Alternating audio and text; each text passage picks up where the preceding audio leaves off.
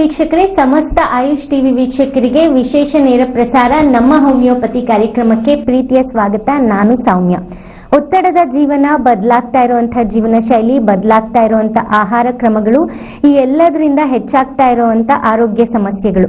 ಯಾವ ಆರೋಗ್ಯ ಸಮಸ್ಯೆಗೆ ಏನು ಪರಿಹಾರ ಅಂತ ಕಂಡುಕೊಳ್ಳೋದೇ ಒಂದು ದೊಡ್ಡ ಸಮಸ್ಯೆ ಆಗಿರುವಾಗ, ನಿಮಗೆ ಯಾವುದೇ ಆರೋಗ್ಯ ಸಮಸ್ಯೆ ಇರಲಿ, ಯಾವುದೇ ಆರೋಗ್ಯದ ಸಮಸ್ಯೆದ ಬಗ್ಗೆ ಹೆಚ್ಚಿನ ಮಾಹಿತಿ ಬೇಕಾದಲ್ಲಿ ಈ ಕಾರ್ಯಕ್ರಮಕ್ಕೆ ನೀವು ಕರೆ ಮಾಡಬಹುದು. ಇದು ನೇರ ಪ್ರಸಾರ ಕಾರ್ಯಕ್ರಮ ಆಗಿರೋದ್ರಿಂದ ನೀವು ಕರೆ ಮಾಡಿ, ಇಲ್ಲಿ ಡಾಕ್ಟರ್ ಕೂಡ ಇರ್ತಾರೆ. ನೀವು ಏನ್ ಸಮಸ್ಯೆ ಇದೆ ಅನ್ನೋದ್ರ ಬಗ್ಗೆ ಡಾಕ್ಟರ್ ಹತ್ರ ನೇರವಾಗಿ ಮಾತನಾಡಬಹುದು ಅಂತ ಹೇಳ್ತಾ, ನೀವು ಕರೆ ಮಾಡೋದಕ್ಕೆ ನೇರ ಪ್ರಸಾರ ಕಾರ್ಯಕ್ರಮದಲ್ಲಿ ನಂಬರ್ ಕೂಡ ಡಿಸ್ಪ್ಲೇ ಆಗ್ತಾ ಇದೆ ಸ್ಕ್ರೀನ್ ಮೇಲೆ. ಆ ನಂಬರ್ಗೆ ನೀವು ಡೈರೆಕ್ಟ್ ಆಗಿ ಕಾಲ್ ಮಾಡಿ ಡಾಕ್ಟರ್ ಜೊತೆ ಮಾತಾಡಬಹುದು. ಹಾಗಿದ್ರೆ ನಾನು ಹೇಳ್ತಾ ಇದ್ದೆ, ಆರೋಗ್ಯ ಸಮಸ್ಯೆಗಳ ಬಗ್ಗೆ ಈ ಕಾರ್ಯಕ್ರಮದಲ್ಲಿ ಮಾತನಾಡ್ತೀವಿ ಅಂತ. ಆರೋಗ್ಯ ಸಮಸ್ಯೆಗಳ ಬಗ್ಗೆ ಮಾತನಾಡಬೇಕು ಅಂದ್ರೆ ಖಂಡಿತವಾಗಿಯೂ ನಮ್ಮ ಜೊತೆ ಒಬ್ರು ನುರಿತ ವೈದ್ಯರು ಇರಲೇಬೇಕಲ್ವಾ. ಎಸ್, ಇವತ್ತಿನ ಕಾರ್ಯಕ್ರಮದಲ್ಲಿ ನಮ್ಮ ಜೊತೆ ಇದ್ದಾರೆ ಖ್ಯಾತ ನುರಿತ ಹೋಮಿಯೋಪತಿ ತಜ್ಞರಾದಂತಹ ಡಾಕ್ಟರ್ ನವೋಮಿ ಅವರು. ಮೊದಲಿಗೆ ಅವರನ್ನ ಕಾರ್ಯಕ್ರಮಕ್ಕೆ ಸ್ವಾಗತ ಮಾಡೋಣ. ನವೋಮಿ ಅವರೇ, ನಿಮಗೆ ಕಾರ್ಯಕ್ರಮಕ್ಕೆ ಪ್ರೀತಿಯ ಸ್ವಾಗತ. ಎಸ್ ವೀಕ್ಷಕರೇ, ಪ್ರತಿದಿನ ಈ ಕಾರ್ಯಕ್ರಮದಲ್ಲಿ ನಾವು ಒಂದಲ್ಲ ಒಂದು ಆರೋಗ್ಯ ಸಮಸ್ಯೆಗಳ ಬಗ್ಗೆ ಮಾತನಾಡ್ತಾ ಇರ್ತೀವಿ. ಒಂದಲ್ಲ ಒಂದು ವಿಷಯಗಳನ್ನ ತಗೊಂಡು ಅದರ ಬಗ್ಗೆ ಹೆಚ್ಚಿನ ಮಾಹಿತಿಗಳನ್ನ ತಿಳ್ಕೊಳ್ಳೋದಕ್ಕೆ ಪ್ರಯತ್ನ ಪಡ್ತೀವಿ. ಹಾಗೆ ನಿಮಗೂ ಕೂಡ ಯಾವುದೇ ಸಮಸ್ಯೆ ಇದ್ದಲ್ಲಿ ಆ ಸಮಸ್ಯೆಗೆ ಪರಿಹಾರ ನೀಡುವ ಪ್ರಯತ್ನ ಕೂಡ ಈ ಕಾರ್ಯಕ್ರಮದಲ್ಲಿ ನಡೆಯುತ್ತೆ ಅಂತ ಹೇಳ್ತಾ, ಎಸ್ ವೀಕ್ಷಕರೇ, ಹಾಗೆ ನಮ್ಮ ಹೋಮಿಯೋಪತಿ ಕ್ಲಿನಿಕ್ ಬೆಂಗಳೂರಿನ ಜಯನಗರ ಹಾಗೂ ಮಲ್ಲೇಶ್ವರಂನಲ್ಲಿದೆ. ಹಾಗೆ ಕರ್ನಾಟಕದ ಹಲವೆಡೆ ಕೂಡ ಇದೆ. ಅದು ಸ್ಕ್ರೀನ್ ಮೇಲೆ ಡಿಸ್ಪ್ಲೇ ಆಗ್ತಾ ಇದೆ. ನೀವು ಕೂಡ ನಮ್ಮ ಹೋಮಿಯೋಪತಿ ಕ್ಲಿನಿಕ್ಗೆ ಭೇಟಿ ಆಗಬೇಕು, ಡಾಕ್ಟರ್ ಸಂಪರ್ಕ ಮಾಡಬೇಕು ಅಂತ ಇದ್ದಲ್ಲಿ ನೀವು ಅಪಾಯಿಂಟ್ಮೆಂಟ್ ನ ತಗೊಂಡು ನೀವು ನೇರವಾಗಿ ಕ್ಲಿನಿಕ್ಗೆ ಭೇಟಿ ನೀಡಬಹುದು ಅಂತ ಹೇಳ್ತಾ, ಎಸ್ ವೀಕ್ಷಕರೇ, ಹಾಗಿದ್ರೆ ಇವತ್ತಿನ ಟಾಪಿಕ್ ಏನು, ಯಾವ ವಿಷಯದ ಬಗ್ಗೆ ಅಥವಾ ಯಾವ ಆರೋಗ್ಯ ಸಮಸ್ಯೆದ ಬಗ್ಗೆ ಇವತ್ತಿನ ಕಾರ್ಯಕ್ರಮದಲ್ಲಿ ನಾವು ಮಾತನಾಡ್ತೀವಿ ಅಂತ ಅಂದ್ರೆ, ಎಸ್, ಮುಂಚೆ ಎಲ್ಲ ಒಂದು ಮಾತಿತ್ತು, ಯಾವುದೇ ಆರೋಗ್ಯ ಸಮಸ್ಯೆ ಆಗಿರ್ಬೋದು ಒಂದು ವಯೋಮಿತಿಯ ನಂತರ ಅಥವಾ ಒಂದು ವರ್ಗದಲ್ಲಿ ಕೆಲವು ಆರೋಗ್ಯ ಸಮಸ್ಯೆಗಳು ಕಾಣಿಸ್ಕೊಳ್ತಾ ಇದ್ವು. ಆದ್ರೆ ಇವತ್ತಿನ ಈ ಒತ್ತಡದ ಜೀವನದಲ್ಲಿ ಅಥವಾ ಬದಲಾಗ್ತಾ ಇರುವಂತಹ ಈ ಜೀವನ ಶೈಲಿಯಲ್ಲಿ ಅಥವಾ ನಾವು ಸೇವಿಸ್ತಾ ಇರುವಂತ ಆಹಾರ ಆಗಿರ್ಬೋದು, ಈ ಎಲ್ಲ ಕಾರಣದಿಂದ ಹಲವಾರು ಸಮಸ್ಯೆಗಳು ತುಂಬಾ ಮುಂಚೆನೆ ನಮ್ಗೆ ಯಾವುದೇ ವಯೋಮಿತಿ ಇಲ್ಲದೆ ತುಂಬಾ ಮುಂಚೆನೆ ಕಾಣಿಸ್ಕೊಳ್ತಾ ಇರುತ್ತೆ ಎಲ್ಲ ಆರೋಗ್ಯ ಲಕ್ಷಣಗಳು ಅಲ್ವಾ. ಸೊ ಇವತ್ತು ನಾವು ಮಾತಾಡ್ತಾ ಇದ್ದೀವಿ ಇತ್ತೀಚಿನ ದಿನಗಳಲ್ಲಿ ಹೆಚ್ಚಾಗಿ ಕಾಣಿಸ್ಕೊಳ್ತಾ ಇರುವಂತಹ, ಹೆಚ್ಚಾಗಿ ಚರ್ಚೆಗೆ ಒಳಪಡ್ತಾ ಇರುವಂತಹ ವಿಷಯ, ಒಂದು ಆರೋಗ್ಯ ಸಮಸ್ಯೆ ಅಂತ ಅಂದ್ರೆ ಅದು ಥೈರಾಯ್ಡ್ ಮತ್ತು ಪಿಸಿಒಡಿ ಸಮಸ್ಯೆ. ಸೊ ಇವತ್ತಿನ ಕಾರ್ಯಕ್ರಮದಲ್ಲಿ ಈ ಆರೋಗ್ಯ ಸಮಸ್ಯೆ ಕುರಿತಾಗಿ ಹೆಚ್ಚಿನ ಮಾಹಿತಿಗಳನ್ನ ತಿಳಿದುಕೊಳ್ಳೋಣ. ಹಾಗೆ ನಿಮಗೂ ಕೂಡ ಯಾವುದೇ ಪ್ರಶ್ನೆ ಇದ್ದಲ್ಲಿ ನೀವು ಕೂಡ ಕರೆ ಮಾಡಿ ಮಾತನಾಡಬಹುದು. ಸೊ ತಡ ಮಾಡದೆ ಕಾರ್ಯಕ್ರಮವನ್ನ ಶುರು ಮಾಡೋಣ. ಎಸ್ ಡಾಕ್ಟರ್, ಇವತ್ತಿನ ಕಾರ್ಯಕ್ರಮದಲ್ಲಿ ನಾವು ಮಾತಾಡ್ತಾ ಇದ್ದೀವಿ. ಸೊ ಎಲ್ಲರಿಗೂ ಬೇಕಾಗಿರುವಂತ ವಿಷಯ, ಎಲ್ಲರಲ್ಲೂ ಇವಾಗ ಹೆಚ್ಚಿಗೆ ಕಾಣಿಸ್ಕೊಳ್ತಾ ಇರುವಂತ ಸಮಸ್ಯೆ ಅಂದ್ರೆ ಥೈರಾಯ್ಡ್ ಹಾಗೂ ಪಿಸಿಒಡಿ. ಸೊ ಇದ್ರ ಬಗ್ಗೆ ನಾವು ಹೆಚ್ಚಿನ ಮಾಹಿತಿ ತಿಳ್ಕೊಳ್ಳೋದಾದ್ರೆ ಮೊದಲಿಗೆ ಪ್ರಾರಂಭ ಮಾಡೋಣ. ಏನು ಈ ಥೈರಾಯ್ಡ್ ಹಾಗೆ ಏನು ಪಿಸಿಒಡಿ ಅಂತ ಹೇಳೋದಾದ್ರೆ? ಓಕೆ, ಈ ಥೈರಾಯ್ಡ್ ಹಾಗೂ ಪಿಸಿಒಡಿ ಅನ್ನೋದೊಂದು ಹಾರ್ಮೋನಲ್ ಇಂಬ್ಯಾಲೆನ್ಸ್ ಎಂಬುದಾಗಿ ನಾವು ನೋಡ್ತೇವೆ.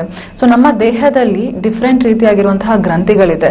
ಅದು ಪಿಟ್ಯುಟರಿ ಗ್ರಂಥಿ ಆಗಿರಬಹುದು, ಇಲ್ಲಾಂದ್ರೆ ಥೈರಾಯ್ಡ್ ಗ್ರಂಥಿ, ಪ್ಯಾನ್ಕ್ರಿಯಾಸ್, ಓವರೀಸ್, ಟೆಸ್ಟಿಸ್ ಅಂತ ಈ ತರ ಅನೇಕ ರೀತಿಯಾಗಿರುವಂತಹ ಗ್ರಂಥಿಗಳು ನಮ್ಮ ದೇಹದಲ್ಲಿದೆ.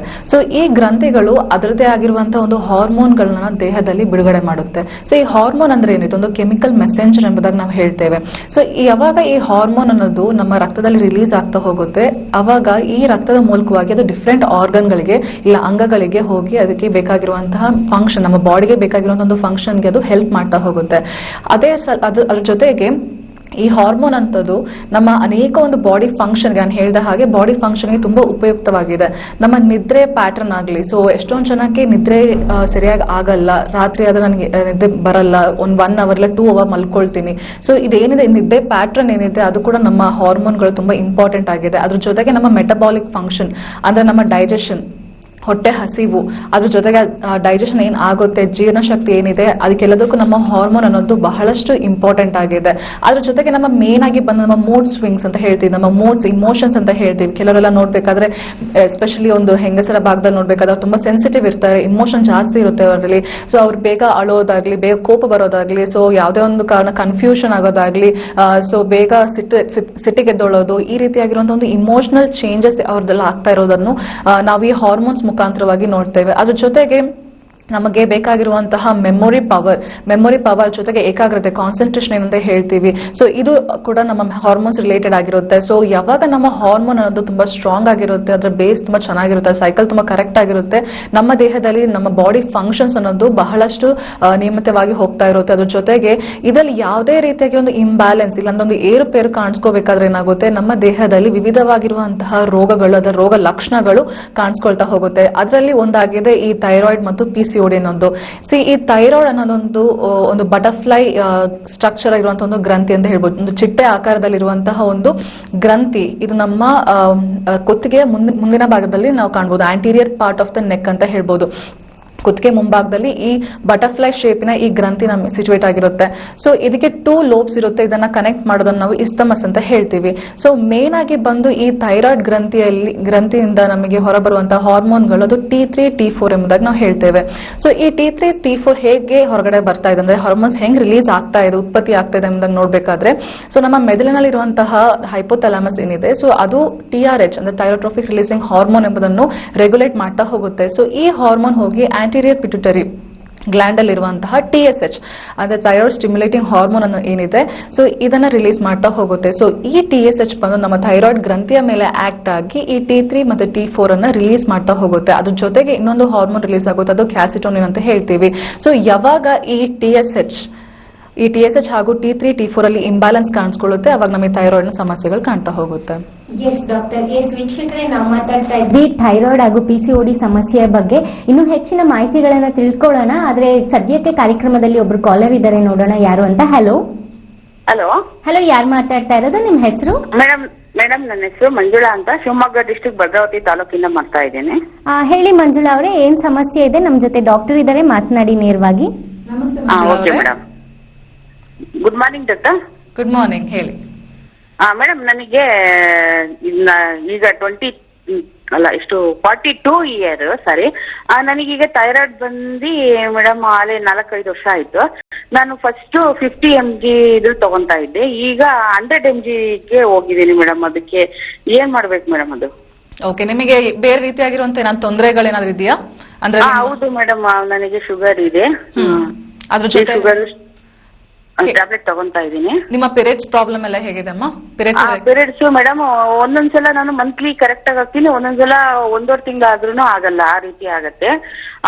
ಮತ್ತೆ ಕೊಲೆಸ್ಟ್ರಾಲ್ ಜಾಸ್ತಿ ಇದೆ ಅಂತ ಹೇಳಿ ಅದನ್ನು ಟ್ಯಾಬ್ಲೆಟ್ ತಗೊಂತಾ ಇದ್ದೀನಿ ಮೇಡಮ್. ನನಗೆ ಮುಖದಲ್ಲೆಲ್ಲ ಪಿಂಪಲ್ಸ್ ಬಂದ್ಬಿಟ್ಟಿದಾವೆ ಮೇಡಮ್. ಈ ತರ ಥೈರಾಯ್ಡ್ ಇತ್ತು ಅಂದ್ರೆ ಈ ತರ ಆಗತ್ತಾ, ಇಲ್ಲ ಕೊಲೆಸ್ಟ್ರಾಲ್ ಪ್ರಾಬ್ಲಮ್ ಇಂದ ಪಿಂಪಲ್ಸ್ ಬರುತ್ತಾ? ಓಕೆ ಅಮ್ಮ, ನಿಮ್ಗೆ ಇವಾಗ ನಿಮ್ಮ ಥೈರಾಯ್ಡ್ ನೀವು 3-4 ಇಯರ್ಸ್ ಇಂದ ಹೇಳ್ತಾ ಇದ್ರೆ 50 mcg ಸ್ಟಾರ್ಟ್ ಮಾಡಿದ 100 mcg ಆಗಿದೆ, ವಿಚ್ ಮೀನ್ಸ್ ದಟ್ ನಿಮ್ಮ ದೇಹದಲ್ಲಿರುವಂತಹ ಹಾರ್ಮೋನ್ ಇಂಬ್ಯಾಲೆನ್ಸ್ ಅದು ಜಾಸ್ತಿ ಆಗ್ತಾ ಇದೆ. ನಿಮ್ಮ TSH ಲೆವೆಲ್ ಏನಾಗ್ತಿದೆ ಜಾಸ್ತಿ ಆಗ್ತಾ ಹೋಗ್ತಾ ಇದೆ. ಸೊ ಅದಕ್ಕೋಸ್ಕರ ಏನಾಗಿದೆ, ನಿಮ್ಮ ಥೈರಾಯ್ಡ್ ಮೆಡಿಸಿನ್ ಅನ್ನು ಕೂಡ ಅದರದ್ದು ಡೋಸೇಜ್ ನ ಅವರು ಇನ್ಕ್ರೀಸ್ ಮಾಡ್ತಾ ಹೋಗಿದ್ದಾರೆ. ಅದ್ರ ಜೊತೆಗೆ ನಿಮಗೆ ಕೊಲೆಸ್ಟ್ರಾಲ್ ಅನ್ನೋದು ಅದು ಕೂಡ ಒಂದು ಡಿಸ್ಫಂಕ್ಷನ್ ಆಗಿದೆ. ಸೊ ಯಾವಾಗ ನಮ್ಮ ದೇಹದಲ್ಲಿ ಇರುವಂತಹ ಥೈರಾಯ್ಡ್ ಗ್ರಂಥಿ ಕರೆಕ್ಟ್ ಆಗಿ ಫಂಕ್ಷನ್ ಮಾಡದೆ ಹೋಗುತ್ತೋ ಅವಾಗ ಏನಾಗುತ್ತೆ, ನಮ್ಮ ಬಾಡಿಯಲ್ಲಿ ಇರುವಂತಹ ಕೊಲೆಸ್ಟ್ರಾಲ್ ಲೆವೆಲ್ ಕೂಡ ಏನಾಗುತ್ತೆ, ಏರುಪೇರು ಆಗ್ತಾ ಹೋಗುತ್ತೆ. ಅದ್ರ ಜೊತೆಗೆ ನಿಮಗೆ ಪೀರಿಯಡ್ಸ್ ಪ್ರಾಬ್ಲಮ್ ಏನಂತ ಹೇಳ್ತಾ ಇದ್ರೆ ತಿಂಗಳ ಆಗುತ್ತೆ, ಕೆಲವೊಂದ್ಸಲಿ ಡಿಲೇ ಆಗ್ತಾ ಹೋಗ್ತಾ ಇದೆ. ಇದು ಕೂಡ ಒಂದು ಥೈರಾಯ್ಡ್ ನ ಸಮಸ್ಯೆ ಎಂಬುದಾಗಿ ನಾವು ನೋಡಬಹುದು. ಅದ್ರ ಜೊತೆಗೆ ನಿಮಗೆ ಶುಗರ್ ಇರೋದು ಕೂಡ ಈ ಏನಾಗುತ್ತೆ, ಇದೆಲ್ಲ ಒಂದು ಇಂಟರ್ ಕನೆಕ್ಟೆಡ್, ಅಂದ್ರೆ ಫುಲ್ ಹಾರ್ಮೋನ್ ರಿಲೇಟೆಡ್ ಆಗಿರುವಂತಹ ಒಂದು ಪ್ರಾಬ್ಲಮ್ ಆಗಿದೆ ಅಮ್ಮ. ಸೊ ನೀವು ಇದಕ್ಕೆ ಯಾವುದೇ ರೀತಿ ಟೆನ್ಷನ್ ಮಾಡುವಂತ ಅವಶ್ಯಕತೆ ಇಲ್ಲ.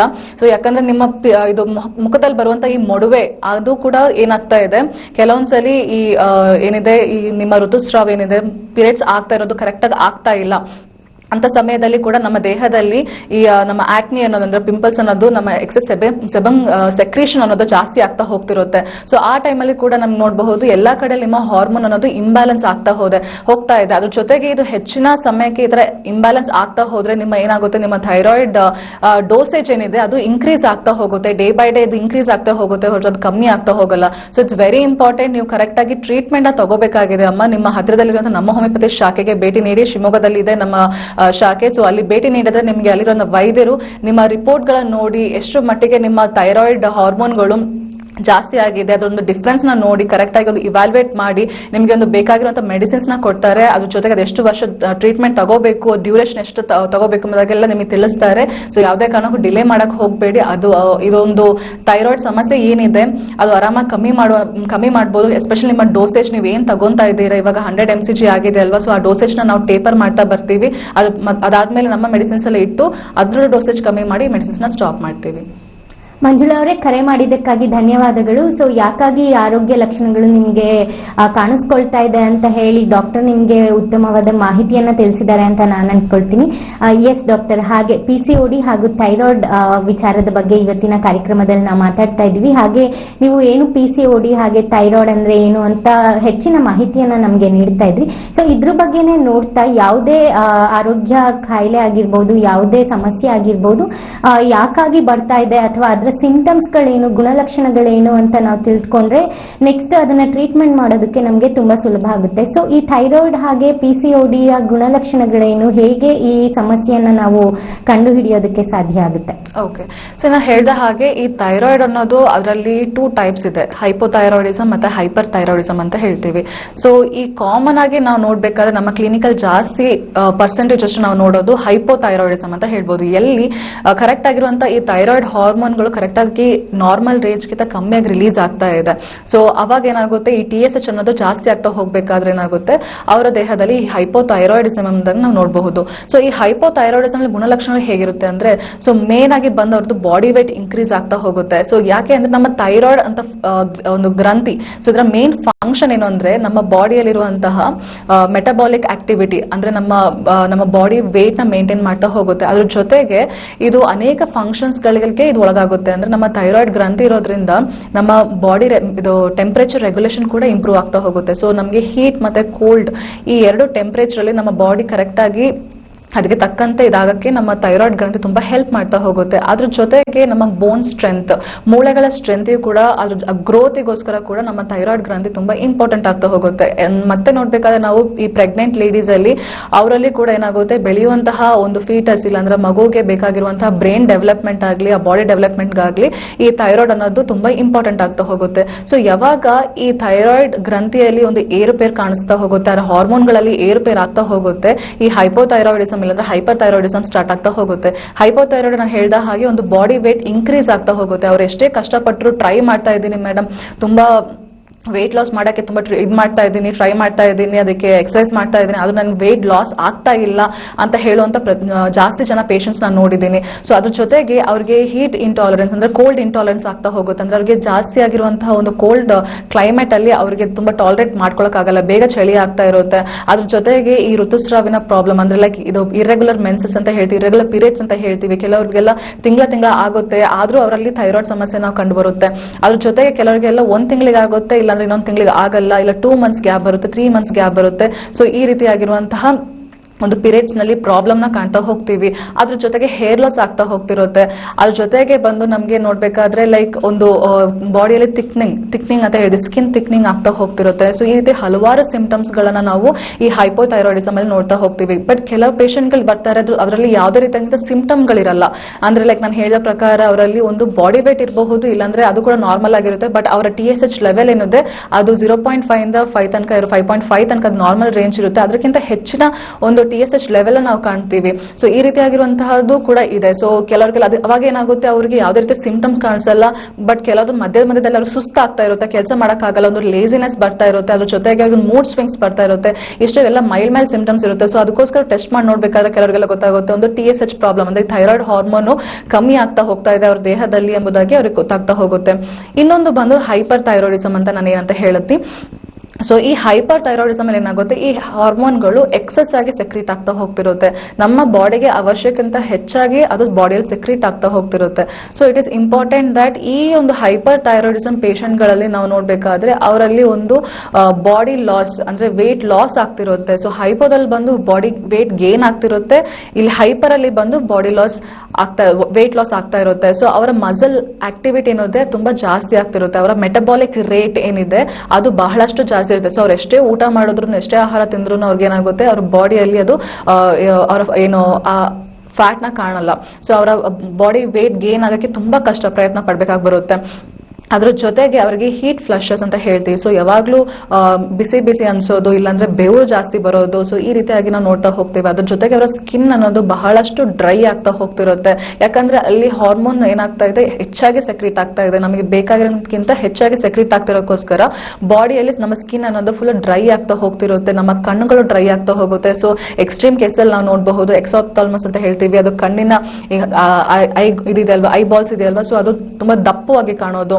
ಸೊ ಈ ರೀತಿಯಾಗಿರುವಂತಹ ಹಲವಾರು ಥಿಂಗ್ಸ್ ನಾವು ನೋಡ್ತಾ ಹೋಗ್ಬೋದು. ಎಸ್ ಡಾಕ್ಟರ್, ಹಲವಾರು ಮಾಹಿತಿಯನ್ನ ತಿಳಿಸ್ಕೊಟ್ರಿ. ಹೇಗೆ ಈ ರೋಗ ಲಕ್ಷಣಗಳು ಇರುತ್ತೆ, ಏನು ಇದರ ಸಿಂಟಮ್ಸ್ ಅಂತ ಎಲ್ಲ ಹೇಳಿ. ಸೊ ಹಾಗೆ ಡಾಕ್ಟರ್, ಇದೇ PCOD ಹಾಗೆ ಥೈರಾಯ್ಡ್ ಬಗ್ಗೆ ಮಾತನಾಡ್ತಾ ಇನ್ನೂ ಹಲವಾರು ಕ್ವೆಶನ್ಸ್ಗಳು ಇದೆ, ನೋಡೋಣ. ಸೊ ಅದಕ್ಕೂ ಮುಂಚೆ ವೀಕ್ಷಕರೇ, ನೀವು ಕೂಡ ಕರೆ ಮಾಡಬಹುದು. ಇದು ನೇರ ಪ್ರಸಾರ ಕಾರ್ಯಕ್ರಮ ಆಗಿರೋದ್ರಿಂದ ಸ್ಕ್ರೀನ್ ಮೇಲೆ ಡಿಸ್ಪ್ಲೇ ಆಗ್ತಿರೋ ನಂಬರ್ಗೆ ನೀವು ಕಾಲ್ ಮಾಡೋದ್ರ ಮೂಲಕ ಡಾಕ್ಟರ್ ಜೊತೆ ನೇರವಾಗಿ ಮಾತನಾಡಬಹುದು. ಇವತ್ತಿನ ಕಾರ್ಯಕ್ರಮದಲ್ಲಿ ನಾವು ವಿಶೇಷವಾಗಿ PCOD ಹಾಗೂ ಥೈರಾಯ್ಡ್ ಸಮಸ್ಯೆಯ ಬಗ್ಗೆ ಮಾತನಾಡ್ತಾ ಇದ್ವಿ. ಡಾಕ್ಟರ್ ಜೊತೆ ಇನ್ನೂ ಹೆಚ್ಚಿನ ಮಾಹಿತಿಯನ್ನ ನಾವು ತಿಳ್ಕೊಳ್ಳೋಣ ಇದ್ರ ಬಗ್ಗೆ.